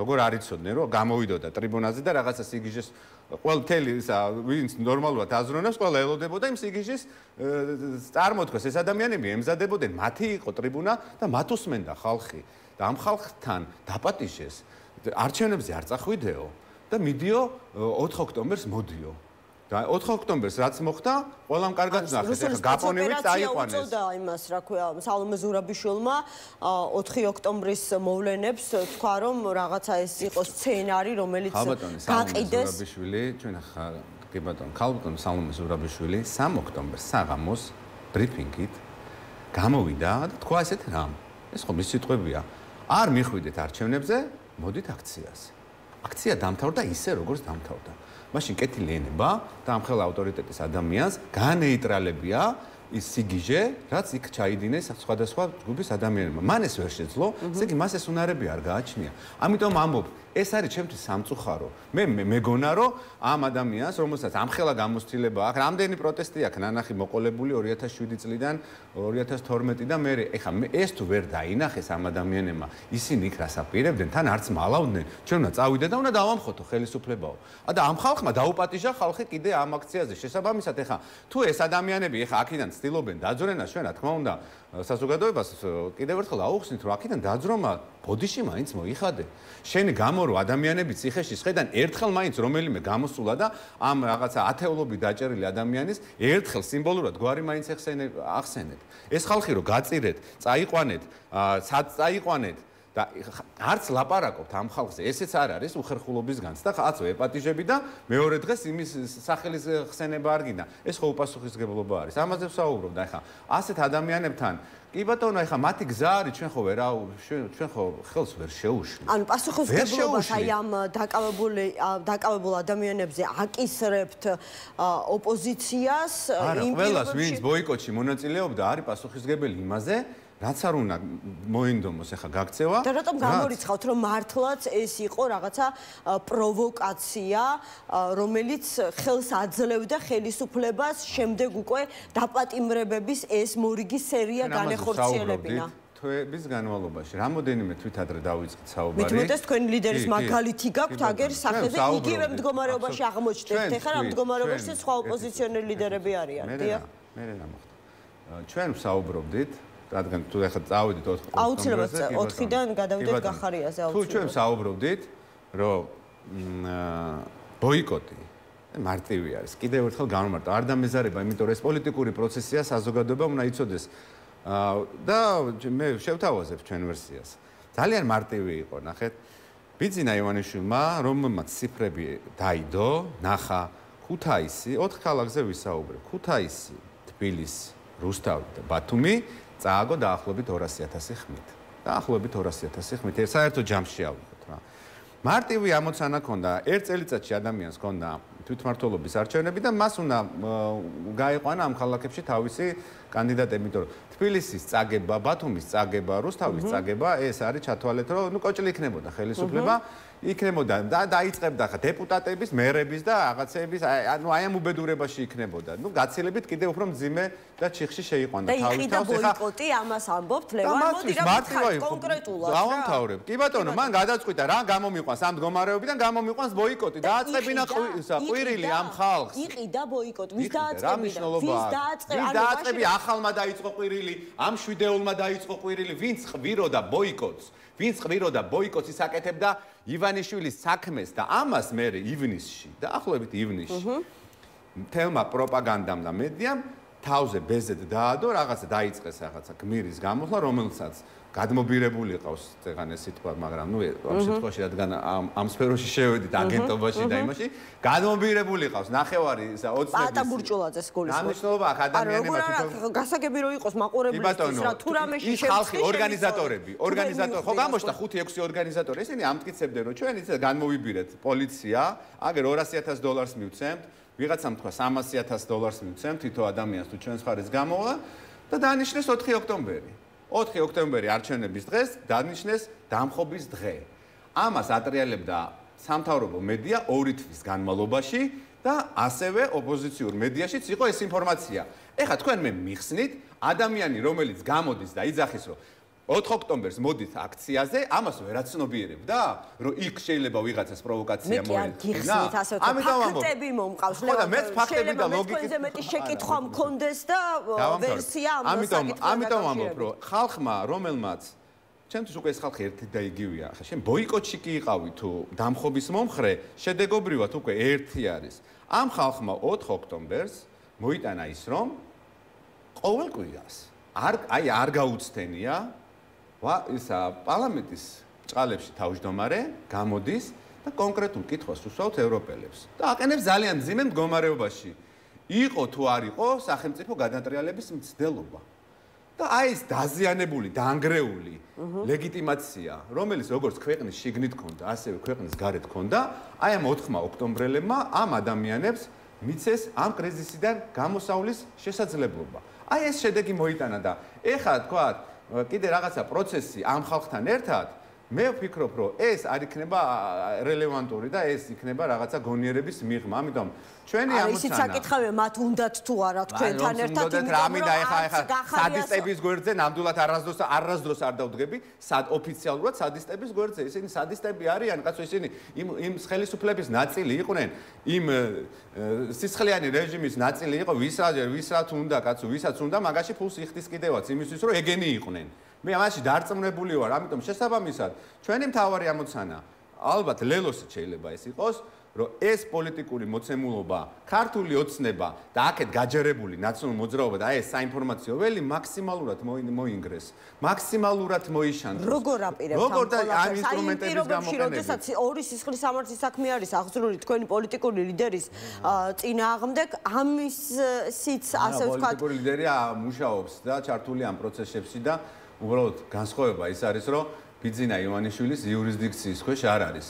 არ არის ეს ძალიან მნიშვნელოვანია. მაგრამ ასე თუ გამოცხადდება საერთაშორისო ძებნა, მაშინ მას ის ვეღარ შეძლებს ასე თამამად მათ შორის პოლიტიკურ პროცესებში დისტანციურად მონაწილეობას თუ ეს არ შეუშლის მას ხელს, ანუ აი რატო ვერ შეძლებს? როგორ ხა თუ საერთაშორისო ძებნა გამოცხადდება მას და ექსტრადირების საკითხი დადგება, ანუ თამამად ისევ ივლის, ასე ვთქვათ, ევროპის სხვადასხვა ქვეყანაში გააგრძელებს შეხვედრებს აი ამ რაღაც სამართლებრივი პასუხისგების უგულებელყოფით? ევროპა, რომელიც ამბობს, რომ ამ ქვეყანაში არის რუსული რეჟიმი, გადაცემს რუსული რეჟიმის მხრიდან ჭყალებში დევნილ ადამიანს. თქვენ ამას ფიქრობთ? ანუ თქვენ მაშინ ამბობთ, თქვენ მე მგონია რომ არა, მაგრამ ყველაფერი შესაძლებელია, მაგრამ არ გადასცემს, ასე ვთქვათ, გახარიას ქართულ ოცნებას.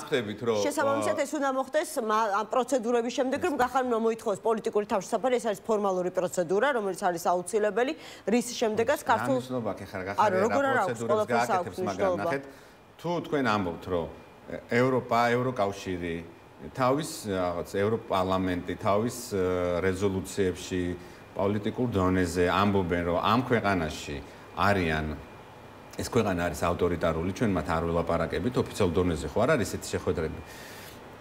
ეს გადაცემს ამ რეჟიმის მხრიდან დევნილ ადამიანს, არ ვიცი, არ მგონია, მაგრამ არ ვიცი.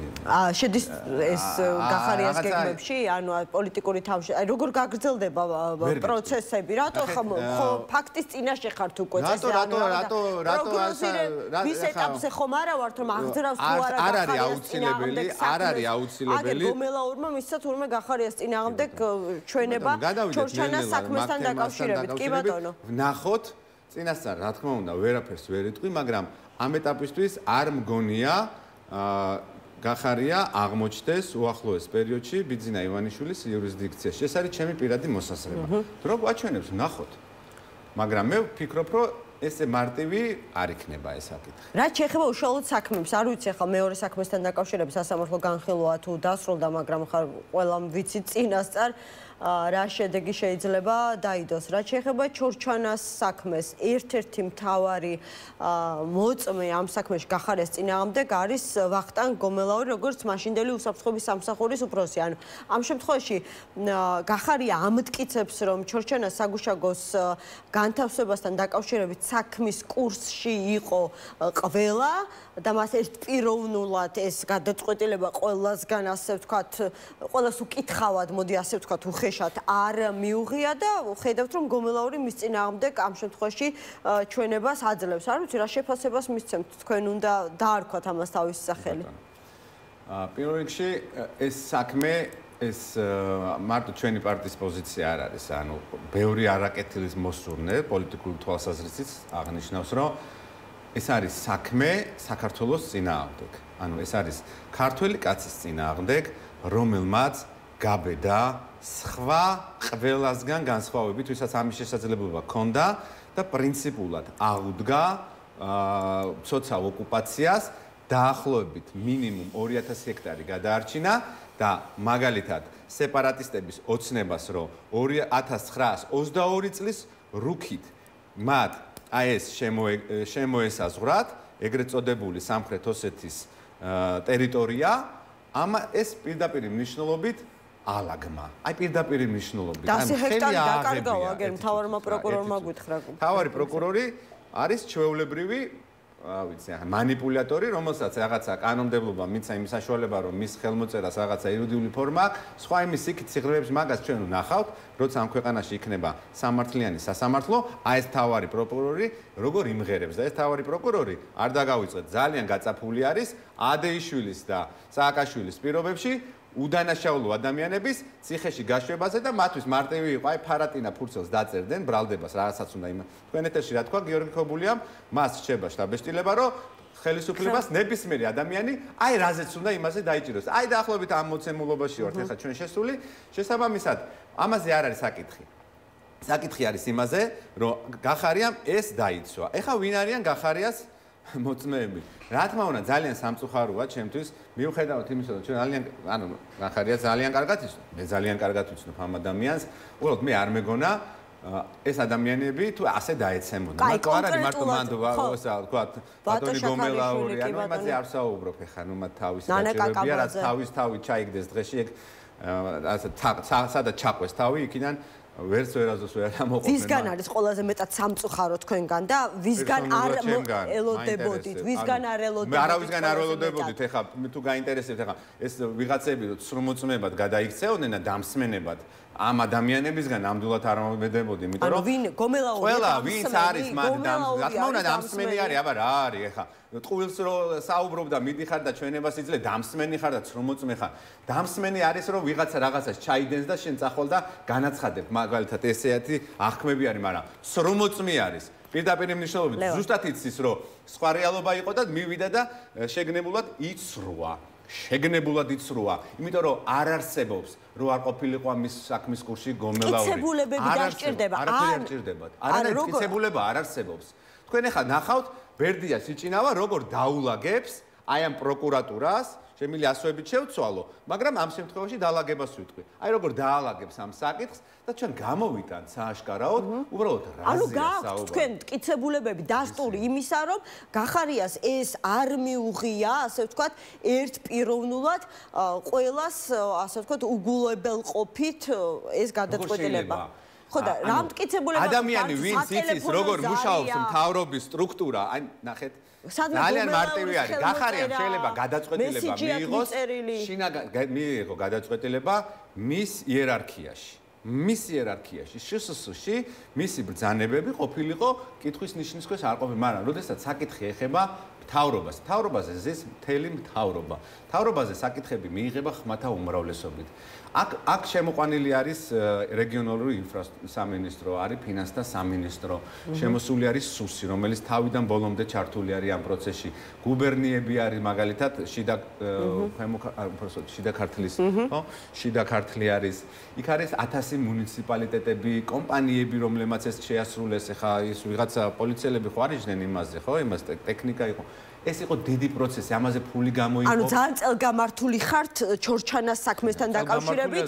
წელგამართული იქნები ადამიანი, რომელმაც ახლა სეპარატისტებს რო არ გაატანე 2000 ჰექტარს, სულ რო რა ვიცი ახლა გამოგეკიდოს ნახევარი სისტემა შენ შეხვალ ისტორიაში ადამიანმა, რომელმაც დაიცავი შენი ქვეყნის მიწაწყალი. შენი ქვეყანა დაიცავი და ახლა ვინ რა გომელაურმა რა ისა ჩვენება უნდა მიწეს ან ვიღაცა უგვანმა პროკურორმა რა განცხადება უნდა გააკეთოს, ეს ხო ისტორიის რაღაცა პატარა მონაკვეთი არის. კი, რა თქმა უნდა, პრობლემა არის. გომელაური თანაგუნდელები იყვნენ, ხო? ვიღაცა არის ახლა თავრობის წევრები იყვნენ. ცრუმოწმეები და ჩემთვის ახლა ის ჩემი ცრუმოწმეს და გომელაურ შორის არანაირი განსხვავება არ არის. ამ ქვეყანას ახსოვს ცრუმოწმეები, თანამდებობრივი სტატუსი, როგორ არის მაგენი წერენ. უსაფრთხოების სამსახურის ხელმძღვანელი იყო, შინაგან საქმეთა მინისტრი იყო, ვიცე-პრემიერი იყო, ვის გომელაურს. კიდევ უფრო ხო აკნინებს. გომელაურს ვერ გააგდებინეს პასტა და ფურცელი? ასე ქვია, როდესაც შენ ცრუმოწმე ხარ და რაღაცა ჩვენებებს იძლევი საკუთარი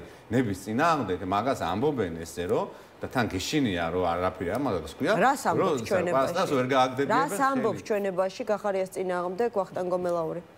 ვახტანგ გომელაური ამბობს იმას, რომ თვითონ არაფერი არ იცოდა. ანუ რაც საკმარისი გახდა, თქვა, ვიღაცისთვის ბრალის წაყენებისთვის. ერთადერთი ადამიანი, ისიც ქალი. ამას მინდა ხაზი გაუშვსვა. მაია წკიტიშვილი, რომელმაც თქვა, აი მე ვიცოდიო ეს ამბავი, ინფრასტრუქტურის მინისტრი იყო. არა გათვალისწინებული ბრალს, ან პროკურატურა მithom არ ყოფილა ეს ჩვენება. იქ არიან ადამიანები, რომლებიც აი ცურავენ, რომ ხან აი იცი რა არის კი შეიძლება რაღაცა, ნუ დაძრომა უნდათ. ჩვენ ამას ხო ყველაფერს გადმოვალაგებთ. ჩვენ ამას ხო ყველაფერს ვისაუბრებთ. ველოდებით თქვენს მტკიცებულებებს, მაგრამ მე პერსონალურად ესე იგი უბრალოდ საზოგადოებისთვის რა, ესე იგი თქვენ ყავდათ სუსის უფროსი, დაზვერვის უფროსი, ამ ქვეყანას ყავდან, თქვენ ყავდათ, ნიშნავს ჩვენი გადასახადებით. ჩვენი რა, ხა ჩვენია რა, ჩვენიანია მაინც, ხო, ჩვენი უშიშროების უფროსია, ჩვენი ეროვნული არის, ხო, ვიღაცა სხვა ჩვენი ქვეყნის არის. დაზვერვის უფროსი ყავდა ხალხო, რომელმაც უნდა მოაგროვოს ინფორმაცია დაახლოებით მთელი პლანეტიდან, ნუ ყოველ შემთხვევაში იმ ქვეყნებიდან, სადაც შესაძლებელია საქართველოს მიმართ არსებობდეს ბოროტი ინტერესი, ხო? და ეს უნდა იყოს ჩვენი უსაფრთხოებაში უნდა ჩაიდოს, ამაზე უნდა დაეყნოს ანალიტიკა. ამ ადამიანმა არ იცოდა თბილისის ზღვაზე იყო მისი არ არის ახლა გასაიდუმლოებული ობიექტი, უბრალოდ ვერავინ ვერ შევა, თქვა, მის გარეშე თორე ხა ყველა მიცის რომ დაზვერვის ოფისი არის თბილისის ზღვასთან. ანუ კაცმა რომელსაც ინფორმაცია უნდა მოეტანა ვაშინგტონიდან, მოსკოვიდან, ავიც იქიდან თეირანიდან, სტამბულიდან და ასე შემდეგ და მაღრიბიდან და მაშრიყიდან არ იცოდა თბილისის ზღვიდან რაღაც დაახლოებით 100 კილომეტრში ხაშურის რაიონში, სოფელ ჩორჩანას მისადგომებთან რა ხდებოდა? ან მაშინ მოდი დავარქვა თავისი სახელი. ან მაგარი იდიოტი იყო, ბოდიში ამ სიტყვისთვის. ან ნაძირალა. მე ვფიქრობ, რომ ნაძირალა, იმიტომ რომ იმ კაცს იდიოტობის მქონია ურთიერთობა და არაფერი არ ეტყობოდა. მაგრამ მაგარი ნაძირალა არის. აი ამას რა ინტერესი ამოძრავებდა მაშინ ამ შემთხვევაში? შიში მხოლოდ თუ გარკვეული ინდულგენცია მოიპოვა გახარიას წინააღმდეგ ჩვენების მიწა არა, როგორ არ აქვს მნიშვნელობა, როცა ჩვენ გვყავს აგერ ირაკლი ღარიბაშვილი, რომლის წინააღმდეგაც საქმე არის აღძრული ხომ? ანუ გომელაურთან დაკავშირებით მსგავსი, ასე ვთქვათ, შეკითხვებიც კი არ გაჩენილა. ესეც ხო ინტერესია, ესეც ხო შიშია, რომ აი მე თუ ამას არ ვიზავ, ამის გამო ვიღაცა რაღაცას ამომიჩხიკავს და რაღაც პრობლემებს შემიქმნიან. ამიტომ მოდი მე თავს გადავირჩენ და გახარიას გავწირავ. აი ეს არის ეს ამბავი, მაგრამ ნუ გახარია რა უნდა გაწიროს ახლა ამ ადამიანმა? კაცი, რომელმაც თავისი ქვეყანა დაიცვა, რა ვიცი, მე ვფიქრობ თითოეული ადამიანი მაგისთვის ცხოვრობენ, მაგისთვის ეწირებოდნენ ამ ქვეყანას, რომ ამ ქვეყნისთვის რაღაცა გაეკეთებიან. ამან გააკეთა უკვე და ამან იცი დაიცვა თავი, რატო 10 წლის მერე ვერ მიადგებიან ამ აგვარია სუჯაშვილია თუ აი რომ ან 5 წლის მერე ვერ მიადგებიან, როდესაც არ იქნება ეს პროკურატურა და სასამართლო და შესაძლებელი იქნება რაღაცა ობიექტურობაზე ვიღაცას კონდეს პრეტენზია, რა მნიშვნელობა აქვს ახლა ვინ იქნება ხელისუფლებაში? ვიღაცას ხო ექნება იმის განცდა. 20 ივნისის საქმესთან დაკავშირებითაც მითხარით, აქაც ასეთია წელგამართული ხართ, გაქვთ რაიმე მტკიცებულებები, რომელიც აი უგულებელყოფთ ასე აი იმ ბრალდებას, რომლის თანახმადაც ბრალდებას არა აქვს, არანაირი როგორ არა აქვს, ხო გუშხომ ნახეთ ბრიფინგზე, რა თქვა, როგორ იყო ფორმულირებული, რომ მოძრაობა რასაც ყვიროდა რაღაცა იმაზე იგივე გაიმეორა პროკურორმა. მიიღო გასცა ბრძანება, რომ აქციის მოწინააღმდეგეების მშვიდობიანი აქციის მონაწილეების წინააღმდეგ არაპროპორციული ძალა გამოეყენებინათ, მოკლედ სხვადასხვა საშუალებების, სპეცსაშუალებების ერთობლიობით. რომ აქეთა ჩორჩანას საქმეში არიან ბიზნეს ხალხი, ცრუმოწმეები, იქითა საქმეში ძირითადად ნაციონალური მოძრაობის აქტივისტების ჩვენებებზე არის აგებული თავიდან ბოლომდე ბრალდება. ანუ ჩვენ ამას, რა თქმა უნდა, პროცესაც ვანახებთ, იმასაც ვანახებთ. ნახავთ, საზოგადოება ყველაფერს ნახავს. შეფასებისია. თუმცა გახარეს ხომ შეუძლია თქვას, ვინ შეცვალა მისი ბრძანება, რომელიც რაციაში ისმოდა, რომ მას არ გამოეყენებინ, რომ სპეცრაზმელებს არ გამოეყენათ ბინათ მშვიდობიანი მოქალაქის წინააღმდეგ. გახარიას მისვლა გახსოვთ თქვენ ეგრეთ წოდებული საგამოძიებო კომისიის ხდომაზე. კი, მახსოვს. თქვენ ძალიან მარტივი. აი დღესო მას შემდეგ რაც ბიძინა ივანიშვილმა დაიწყო ჩარევა და ხელების ფათური ნიკა მელიას დაჭერის ოპერაციაშიო, ხო გახსოვთ? კი ბატონო. აი მაშინ დავწმუნდი, რომ შესაძლებელია გვერდიდან ეს ბრძანება ვიღაცისთვის მიეცა ბიძინა ივანიშვილს. აი, ეხლა თუ კიდე მეუნებით, მე ესე მახსოვს. თქვენ შეგიძლიათ ამოიღოთ ის კადრები და გაუშვათ. მე მახსოვს, რომ ასე თქვა. შესაბამისად, პასუხი რომ მას ამაზე არც მინიშნება არ გაუკეთებიან, არაფერი არ უთქვამს, ესე არ არის. მან თქვა ეს. და ზუსტად ესეთი ლოგიკა იყო, რადგან მან თქვა, რომ შეიძლება მისი გვერდის ავლით ბიძინა ივანიშვილმა მისცა ვიღაც, ასე ვთქვათ, ხელმძღვანელ პირს, ვინც ადგილზე იყო და ნუ რა უნდა ეხა იმ დაგეშილ ხალხს ეხა იმან მიდი და უცებ რაღაცა და ერთმა იქნა და გაყვა. თუმცა ეს მისი ვარაუდია და მას ამის არანაირი დამადასტურებელი დოკუმენტი, როგორ ვთქვა, ფაქტი არა აქვს, თუნდაც ადამიანი მარტივად ამბობს. მე არ გამიცია. მას შემდეგ რაც მელიას დაკავების საქმეში გვერდიდან დაიწყო ბიძინა ივანიშვილმა ჩარევა, მე არ გამოვრიცხავ, რომ მაშინაც შესაძლებელია ვიღაცასთან მას ჰქონდა კომუნიკაცია და ემოციურად იქ ვინც იყო ველში, იქ იმ ადგილას უცებ ვინც იყო. აბა ბიჭებო, დროზე ეს გააკეთეთ. აი ეს ვიღაცა შუამავალი არსებობს. ვიღაცასთან ვერ ექნებოდა კომუნიკაცია, იქნება ვიღაცა უნდა ყოფილიყო კონკრეტულად რაღაცა გავლენის მყოფი ადამიანი.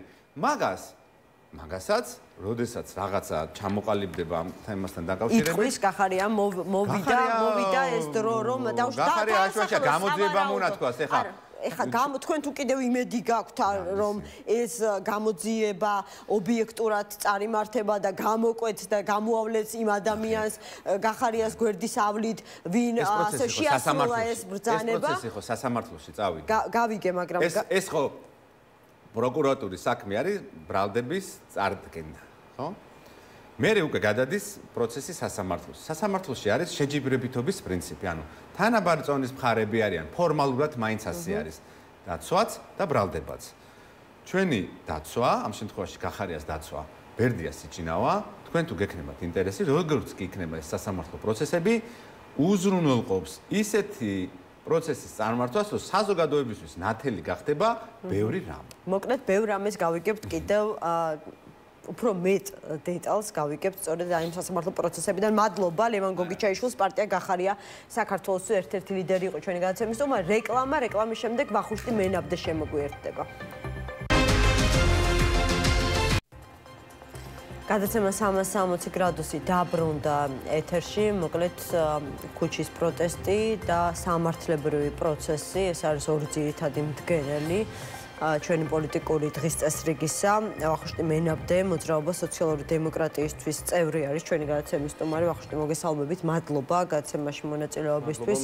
მოკლედ ეს ორ პროცესს ვადევნებთ თვალს ერთმანეთის პარალელურად. ქართული ოცნება ფაქტობრივად ორ ფლანგზე იბრძვის, ერთი ხელით ებრძვის საკუთარ ყოფილ თანაგუნდელებს და ამას კორუფციული რევოლუციაც კი დაარქვა ერთ-ერთმა მათმა ლიდერმა, მეორეს მხრივ ვხედავთ, რომ ფაქტობრივად დღე არ გავა, ახალი სისხლის სამართლის დევნა არ დაიწყოს ოპოზიციის ლიდერების წინააღმდეგ, რა თქმა უნდა, სხვადასხვა საბაბით. აი, როგორ ფიქრობთ, როგორ შეიძლება გაგრძელდეს ეს პროცესი და სადამდე შეიძლება მივიდეს და ამ შემთხვევაში პროტესტი, რომელსაც ქუჩაში ჩვენ ვადევნებთ თვალს, ამ ფორმით, ამ ტემპით, ამ მასშტაბით იქნება თუ არა რაღაც ეტაპზე მაინც დისკომფორტის შემქმნელი ქართული ოცნების და ხელის შემშლელი მის აი ამ განზრახვებში. ესე იგი, ბევრი კითხვა დასვით. კი ბატონო, და ველოდები ამ უმწვერვალ პასუხებს. ვფიქრობ, საიდან დავიწყო. მოდი დავიწყოთ რამდენად არის დისკომფორტის შემქმნელი ეს პროცესი ქართული ოცნებისთვის. თუმცა დისკომფორტის შექმნა აქვე გავაკეთებ დათქმას არ ნიშნავს იმას, რომ ეს ძალაუფლებას რაღაცა აუცილებლად ჩამოშლის ეს დისკომფორტი, ხო? ნუ შემიზღუდავს მაინც. აი მე მინდა დავუშვათ და გახარიას წინააღმდეგ ორი სისხლის სამართლებრივი საქმე აღვძრა, მაგრამ აი რაღაცა ქუჩის პროტესტი თავშეკავებისკენ მიბიძგებს, ამას გულისხმობ. ქუჩის პროტესტი რო დისკომფორტს უქმნის ქართულ ოცნებას ამისი მტკიცებულებები ბევრია, მაგრამ მთავარი მტკიცებულება არის ის, რომ აი ეს კანონმდებლობის გამკაცრება, ეს შემდეგ აღსრულების ბრუტალური მეთოდები, ადამიანების სრულად არაპროპორციული სიმძიმი დასჯა და დაშინება ემსახურება იმას, რომ ეს ხალხი არ გამოვიდეს ქუჩაში მეორედ, ხო? ქართულ ოცნებას რომ ეს დისკომფორტს არ უქმნიდეს, რატო გააკეთებდა იმას, რაც მის უკვე ისე შელახული იმის კიდე უფრო ლახავს, ხო? არც ერთ ავტორიტარულ რეჟიმს არ სურს, რაც არ უნდა ძალადობრივი იყოს ის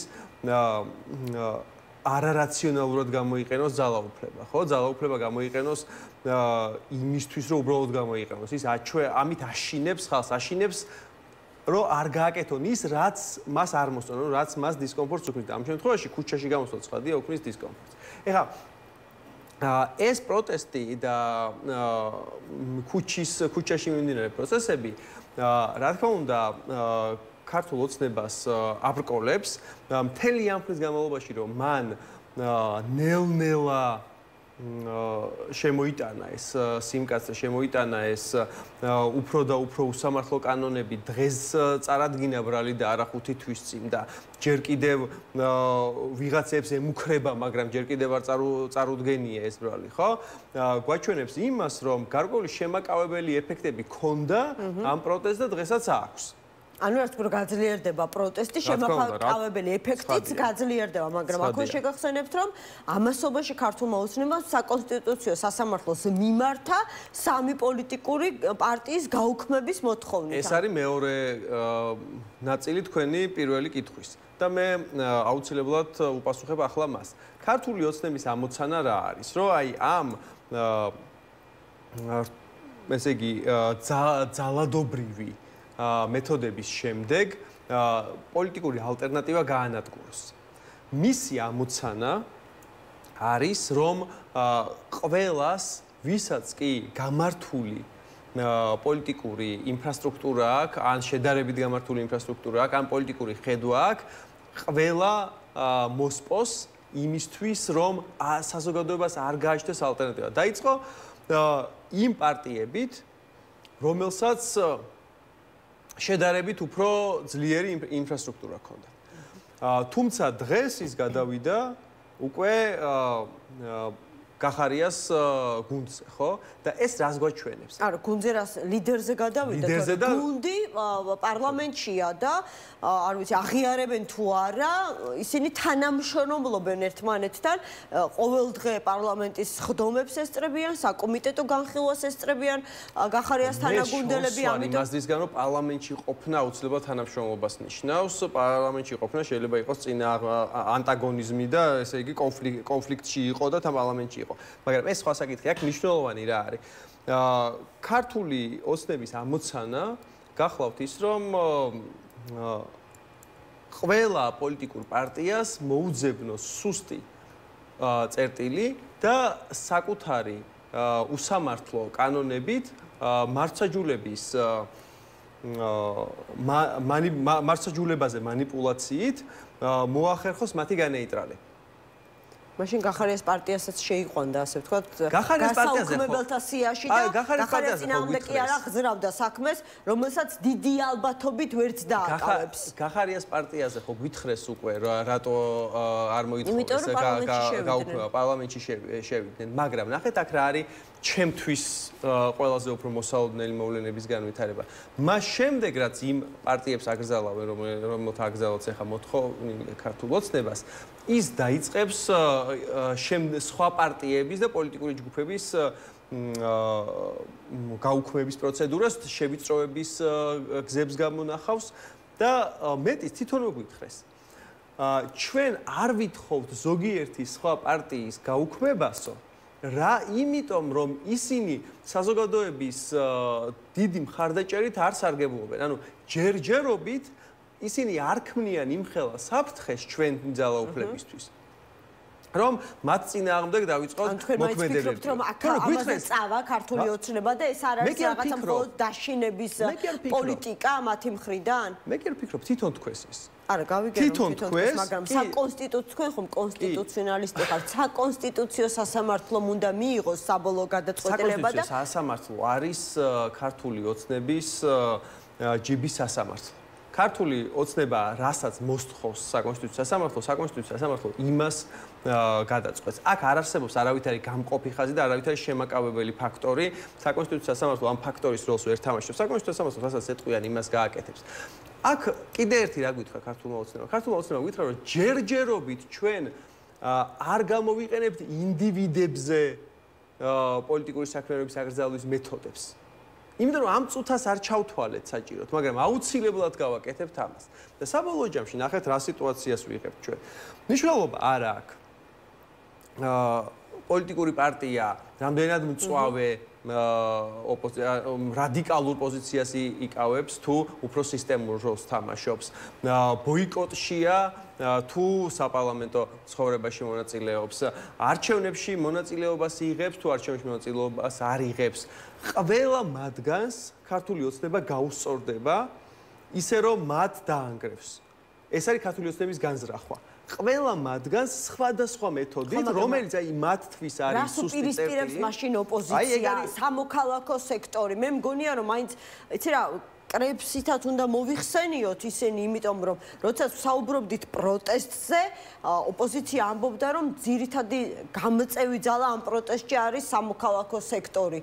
როდესაც სამოქალაქო სექტორს ვერ ვლაპარაკებოდით გეგმებზე, ისინი ამბობდნენ რომ ოპოზიციის უფრო აქტიური ჩართულობის გარეშე არაფერი არ გამოვა. ამიტომ არ ვიცი დაძმობილდნენ თუ არა ეს ორი ინსტიტუცია ერთმანეთთან, ყოველ შემთხვევაში ზოგი საუბრობს აგერ შვიდიანის ჩამოყალიბებაზე, ანონსებენ 28 ნოემბრის აქციას, რაც ასევე პროტესტის გაძლიერების ერთ-ერთი გამოვლინება იქნება.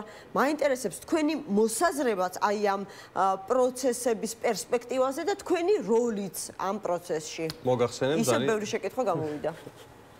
და მე ვერ ვახერხებ ყველაზე პასუხისგაცემას. და მე არ თქვათ რომ ყველაფერზე არ მიპასუხებ. მნიშვნელოვანი აუცილებლად შეგახსენებთ ხო, იმიტომ რომ შეიძლება რაღაც გამოჩეს ამდენ კითხვაში. პირველი, რასაც აუცილებლად უნდა ვუპასუხოთ, ეს არის ოპოზიციის როლი მთელი ამ 1 წლის განმავლობაში. პირველი პერიოდი განსაკუთრებით ზაფხულამდე, ალბათ ან ზაფხულის დასაწყისამდე, ოპოზიციური პარტიები ფაქტობრივად არ თამაშობდნენ მნიშვნელოვან როლს აქციის მიმდინარეობაში. თუმცა ნელ-ნელა უკვე ამ დროიდან, გვიანი გაზაფხულიდან იწყება მათი შემოსვლა ამ პროტესტში, იმიტომ რომ პროტესტი ნელ-ნელა იღებს სტრუქტურირებულ სახეს. თუ ჩვენ პირველი რამდენიმე თვის განმავლობაში ხედავდით იმას, რომ იქ ადამიანები ინდივიდუალურად მიდიოდნენ და ინდივიდუალურად მონაწილეობდნენ პროტესტში, მიუხედავად იმისა, ფიზიკურად დროში და სივრცეში ბევრი ადამიანი ემთხვეოდა ერთმანეთს. იქ ყველა მიდიოდა როგორც ინდივიდი, იმიტომ რომ არ არსებობდა რაღაცა ერთიანი გეგმა, ერთიანი მოწოდება, ერთიანი მოქმედება. რაღაც დროის მერე, როდესაც შესუსტდა ეს პირველადი მუხტი, ამის შემდეგ საჭირო გახდა ორგანიზება და ამ ორგანიზებაში უკვე შემოდიან პოლიტიკური პარტიებიც, სამოქალაქო ორგანიზაციებიც, მოძრაობებიც და ასე შემდეგ. ჩვენც ამ დროს ჩამოვყალიბდით, ხო? თებერვალში გავაცხადეთ საჯაროდ ჩვენი დაარსების შესახებ. ამ პერიოდიდან უკვე ჩვენ ვხედავთ რუსთაველის გამზირზე მდგომარეობას, სადაც თანასწორ საწყისებზე სხვადასხვა პოლიტიკური ჯგუფები იწყებენ მობილიზებას არა იმდენად ესე იგი საერთო ფრონტის ჩამოყალიბების მიზნით, რამდენადაც უკვე ჩამოყალიბებული ფრონტის სხვადასხვა სექტორების გამაგრების და იმისი დაჭერის მიზნით. ზაფხულის შუაში და ბოლოს პოლიტიკური ჯგუფები ცდილობენ აი ამ ჰორიზონტალურობის დარღვევას და საკუთარი ლიდერობის წარმოჩენას და იწყებენ ფიქს საკუთარ ინდივიდუალურ გამორჩენაზე, ხო?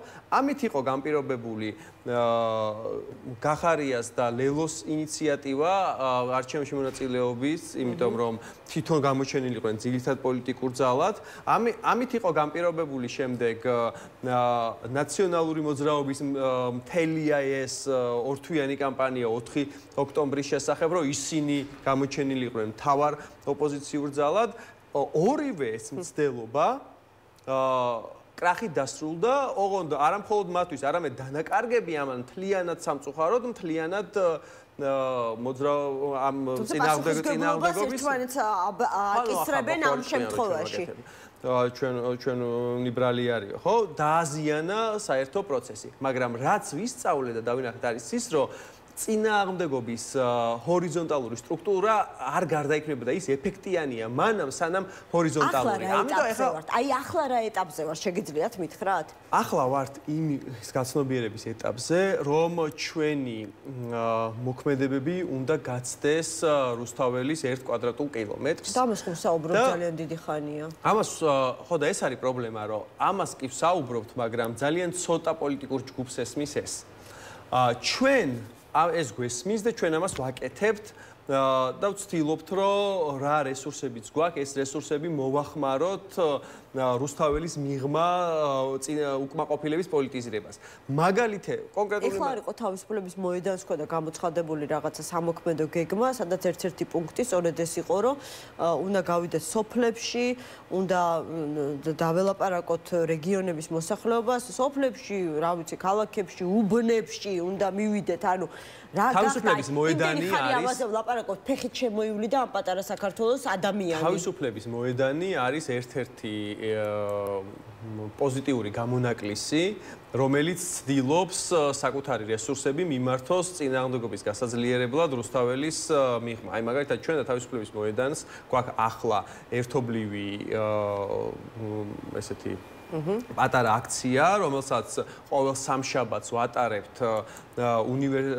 თესეუს უნივერსიტეტის პირველ კორპუსთან, სადაც ანუ მიყვებით ამ გეგმას. გეგმაში ესეც ეწერა. სადაც ვიკრიბებით ჩვენს მხარდამჭერებთან ერთად და კონკრეტულად განათლების აი დაანონსებულ რეფორმაზე ვსაუბრობთ, საზოგადოებას ხვდებით, ვაცნობთ ჩვენს ხედვას, ვაცნობთ კრიტიკას და ამავდროულად ვაცნობთ ჩვენს ხედვასაც, ხო? ჩვენი მოძრაობა ჩვენს ხედვასაც ცნობს, თავისუფლების მოედანი საკუთარ ხედვასაც ცნობს. ამავდროულად ჩვენ მაგალითად ვმუშაობთ იმაზე, რომ ყოველ დღევანდელი დღე ხუთშაბათია, ხო? ყოველ ხუთშაბათს ჩვენ საზოგადოების თავშეყრის ადგილებში ჩვენი ათეულობით წევრი გადის და ვარიგებთ ჩვენს ფურცლებს, საინფორმაციოს, გაზეთებს, ასეულობით ადამიანს ველაპარაკებით. უკვე დავიწყეთ ამის გაკეთება თბილის გარეთაც. წინა კვირას ჰქონდა ქუთაისში ესეთი აქტივობა და კიდე გვექნება ქუთაისში ესეთი აქტივობა. ანუ არც ერთი სხვა პოლიტიკური ძალა თქვენთან ერთად არ აქტიურობს, იმიტომ რომ არ არის ჩვენთან ერთადი თავისუფლების მოედანი, ხო? ამბობთ, თავისუფლების მოედანი ჩამოყალიბდა როგორც პოლიტიკური პარტია რა. აგერ გუშინ ისაუბრათ ამარ ჩერგოლეიშვილმა, არ ვიცი მანამდე თუ ქონდა ასე დეტალურად სადმე ნათქვამი, რომ 7-იანი შეიკრა პოლიტიკური პარტიებისა და არასამთავრობო ორგანიზაციების მონაწილეობით და 28-ში სწორედ ისინი აორგანიზებენ ძალიან მასშტაბურ მსვლელობას და სწორედ ასეთი პერმანენტული აქციები და ასეთი დიდი ასე ვთქვათ კონკრეტული დაანონსებული აქციებით უნდა გაძლიერდეს ქვეყანაში პროტესტი. თქვენ ხართ თუ არა ამ პროცესში ჩართულები? ჩვენ შვიდიანის წევრი არ ვართ, იმიტომ რომ ჩვენი მოძრაობა ესეთ მყარ ერთობებში ამ ეტაპამდე არ მონაწილეობდა და არც ამ კონკრეტულ მიიღეთ შეთავაზება და უარი თქვით სწორედ აი ამ მიზეზით ვახუშტი შეგიძლიათ არც ამ კონკრეტულ არც ამ კონკრეტულ პროექტში ვართ ესე ჩართული, თუმცა 28-ში რა თქმა უნდა 28 ძალიან მნიშვნელოვანი დღე არის, ხო? 28 არის ერთი წლის თავი ჩვენი უწყვეტი პროტესტის და რა თქმა უნდა ჩვენი წევრები იქ იქნებიან წარმოდგენილები და მეც პირადად ვაპირებ აქციაზე მისვლას, იმიტომ რომ ეს საიუბილეო თარიღი, რომელიც ამავდროულად არის ტრაგიკული თარიღიც, ხო? იმიტომ რომ სწორედ ხო, სწორედ 28 ხო, არასაზეიმო, არამედ აღსანიშნავი თარიღი, იმ აზრით, რომ სწორედ 28 ნოემბერს დაიწყო ეს უწყვეტი პროტესტი, საზოგადოების უკმაყოფილება იმ სამართლობის დანახვის შემდეგ, რაც ერთი მხრივ არჩევნების გაყალბებამ მოიტანა და ამას დაემატა მერე საქართველოს და ქართველი ხალხის საგარეო პოლიტიკური არჩევანის უგულებელყოფა ქართული ოცნების მიერ და შემდეგ უკვე რაც მოყვა, ხო, მთელი ის უფლებების დარღვევა, ღირსების შელახვა, ადამიანების წამება, პოლიტპატიმრები ქუჩაში, სხეულების დამტვრევა და ასე შემდეგ, ხო? ამიტომ ჩვენ ცხადია ამას გავაპროტესტებთ და იმედი მაქვს, რომ 28-ში ძალიან ბევრი ადამიანი მოვა. მოკლედ, მე სად მინდა მივიყვანო მთელი ეს ჯერობა და როგორ მინდა შევკრა ეს ნაწილი ჩვენი საუბრის. მნიშვნელოვანი არის ის, რომ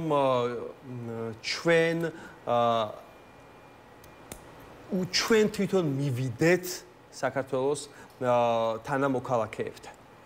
თუ ჩვენ მხოლოდ რუსთაველზე ვიდგებით, ეს ნიშნავს, რომ ჩვენ ველოდებით, როდის მოვლენ ის ადამიანები, ვინც აქამდე არ მოსულა ჩვენთან, როგორც თანამოქალაქეებთან, იმ უკმაყოფილების და პროტესტის გასაზიარებლად, რის გამოც ერთი წელია ქუჩაში ვდგავართ. ჩვენი მოძრაობა ფიქრობს, რომ ეს ლოდინი უნდა დასრულდეს და თუ მთა არ მოდის მუჰამედთან, მუჰამედი უნდა მივიდეს მთასთან.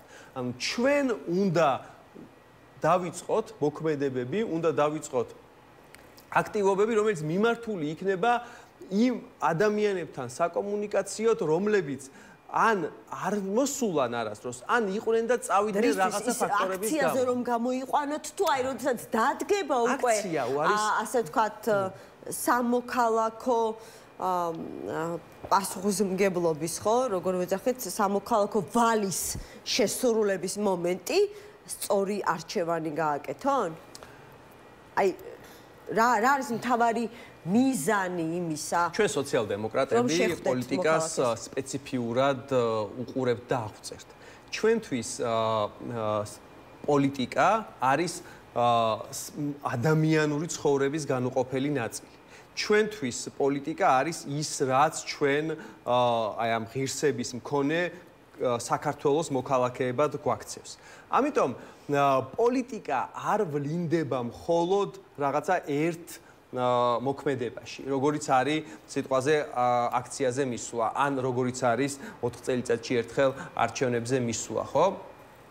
არა, ჩვენთვის პოლიტიკა ცხადია ამ ორ ასპექტს მოიცავს, მაგრამ ჩვენთვის პოლიტიკა ვლინდება ნებისმიერ საჯარო მოქმედებაში, რომლებსაც ამ ქვეყნის მოქალაქეები ახორციელებენ. ეს შეიძლება იყოს დისკუსიები სამეზობლოში, ეს შეიძლება იყოს კონკრეტულ საჯარო წერილებზე ხელმოწერა, ამ პეტიციების წარდგენა, ეს შეიძლება იყოს საჯარო დაწესებულებების სხდომებში დასწრება და მონაწილეობა, ეს შეიძლება იყოს საჯარო განხილვებში მონაწილეობა და ასე შემდეგ. არა, ჩვენ ვმუშაობთ იმაზე. პოლიტიკური გემოვნების თუ არჩევანის ჩამოყალიბებაში. არა, ჩვენ ვმუშაობთ პოლიტიკური გემოვნების ჩამოყალიბებაში, ჩვენ ვმუშაობთ იმაზე, რომ რაც შეიძლება ბევრ ადამიანს ჰქონდეს გონებაში სოციალ-დემოკრატიული იდეების მხარდაჭერა. ან თქვენ პოლიტიკურ კაპიტალსაც აგროვებთ ამით ჩვენ იმისთვის, რომ საჭიროების შემთხვევაში შემდეგ უკვე თქვენი სასარგებლო ბენეფიტი მიიღოთ ხმების სახით. ჩვენ ვცდილობთ რომ იმ ხედვას, რომელსაც ჩვენ გვგონია, რომ ამ ქვეყნის გადარჩენა შეუძლია, რაც შეიძლება მეტი ადამიანის მხარდაჭერა მოუპოვოთ. ჩვენ რო მოქალაქეებს ხვდებით, იმას კი არ გვეუბნებით, რომ ხმა მოგვეციტო. ჯერ ჩვენ ჯერ პარტია არა ვართ, ხო? მაგრამ პარტია რომც ვიყოთ. იმას კი არ ვეუბნებით, ან როცა გავხვდებით პარტია ხმა მოგვეცით.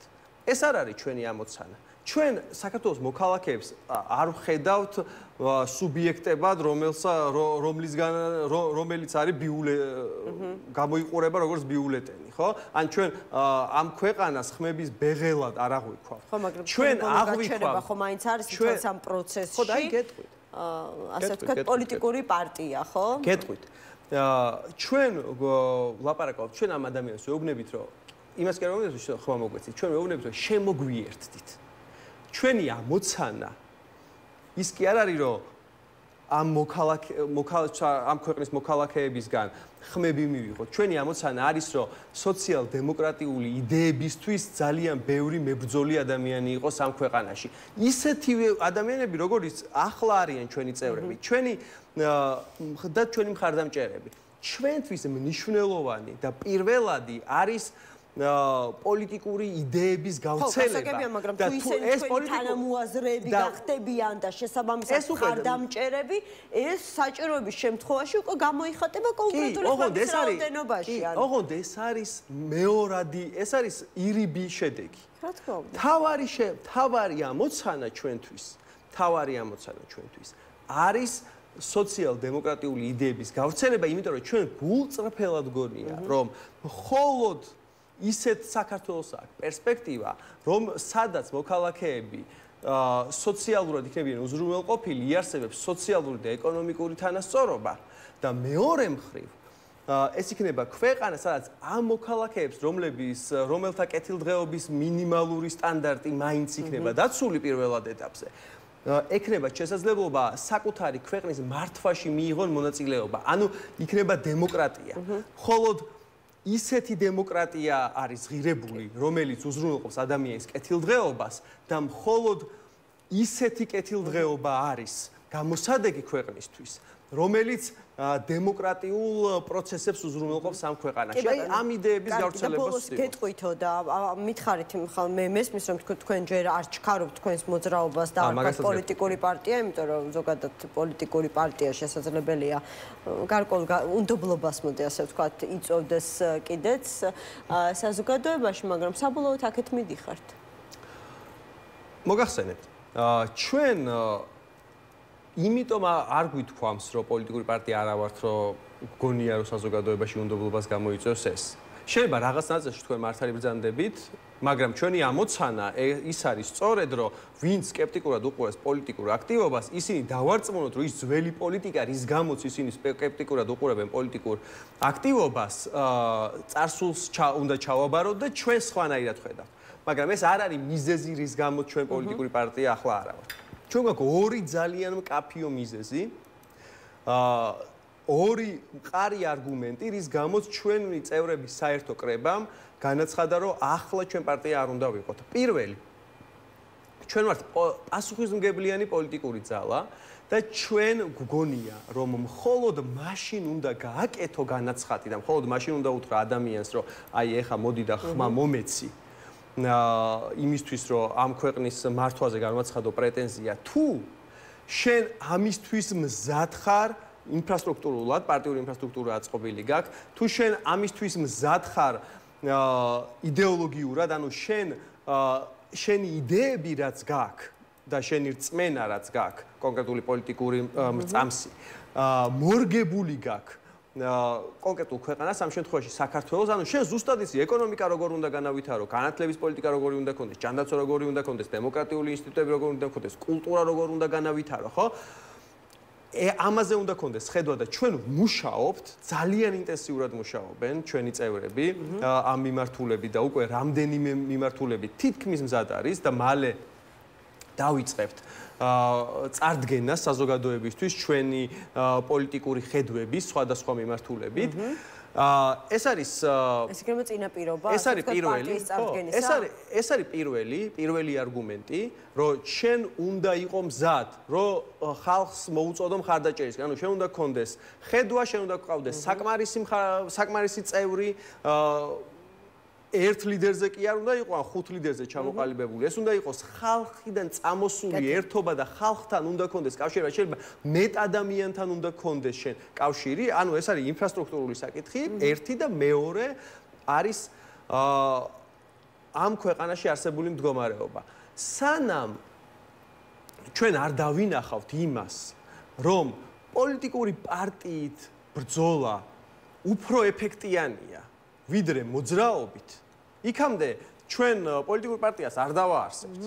ახლა აი ამ ავტორიტარულ მდგომარეობაში, აი ამ ავტორიტარული რეჟიმის პირობებში, აი ესეთ პოლიტიკურ ვითარებაში დიდი განსხვავება არ არის. მაგრამ თუ ჩვენი საერთო კრება, ყოველ შემთხვევაში ესე განაცხადა წინა საერთო კრება, თუ ჩვენი საერთო კრება იტყვის, რომ არა, ახლა ჩვენ ვართ იმ მოცემულობაში, რომ პოლიტიკური პარტია არის ერთადერთი იარაღი, რომელიც ჩვენ ახლა უნდა გამოვიყენოთ, მაშინ, რა თქმა უნდა, ჩვენ ამ გადაწყვეტილებას მივიღებთ. ოღონდ ნახეთ რა, პოლიტიკური პარტია არის აი ყველაზე მსხვილკალიბრიანი იარაღი. ესმით და ეს მსხვილკალიბრიანი იარაღი უნდა გამოიყენო მაშინ, როდესაც ფიქრობ, რომ ყველა სხვა შანსი ამოწურული არის. ამიტომ ჩვენ ამ კონკრეტულ შემთხვევაში სწორედ ამ ორი არგუმენტით პოლიტიკური პარტია ჯერ არ ვართ, მაგრამ ჩვენ ნამდვილად მივდივართ იქეთკენ, რომ ჩამოყალიბდეთ პოლიტიკურ პარტიას. ახლა არჩევნებიც კი არ არის, რა აზრი აქვს, პარტია ვიქნებით თუ არ ვიქნებით. გასაგებია. მადლობა ვახუშტი მენაბდეს, მოძრაობა სოციალური დემოკრატიისთვის წევრი იყო ჩვენი გადაცემის სტუმარი. ამასობაში ცნობილი გახდა, რომ გიორგი გახარიას პატიმრობა დაუსწრებლად შეეფარდა ასევე 20 ივნისის საქმეზეც და კიდევ ერთი ძალიან სამწუხარო, ასე ვთქვათ, ნიუსი და მინდა რომ აუცილებლად საზოგადოებრივი მოძრაობა იქნება ეს თუ პოლიტიკური პარტიები იქნებიან ყურადღება გაამახვილოს საციცოცხლოდ მნიშვნელოვან სოციალურ საკითხებზე.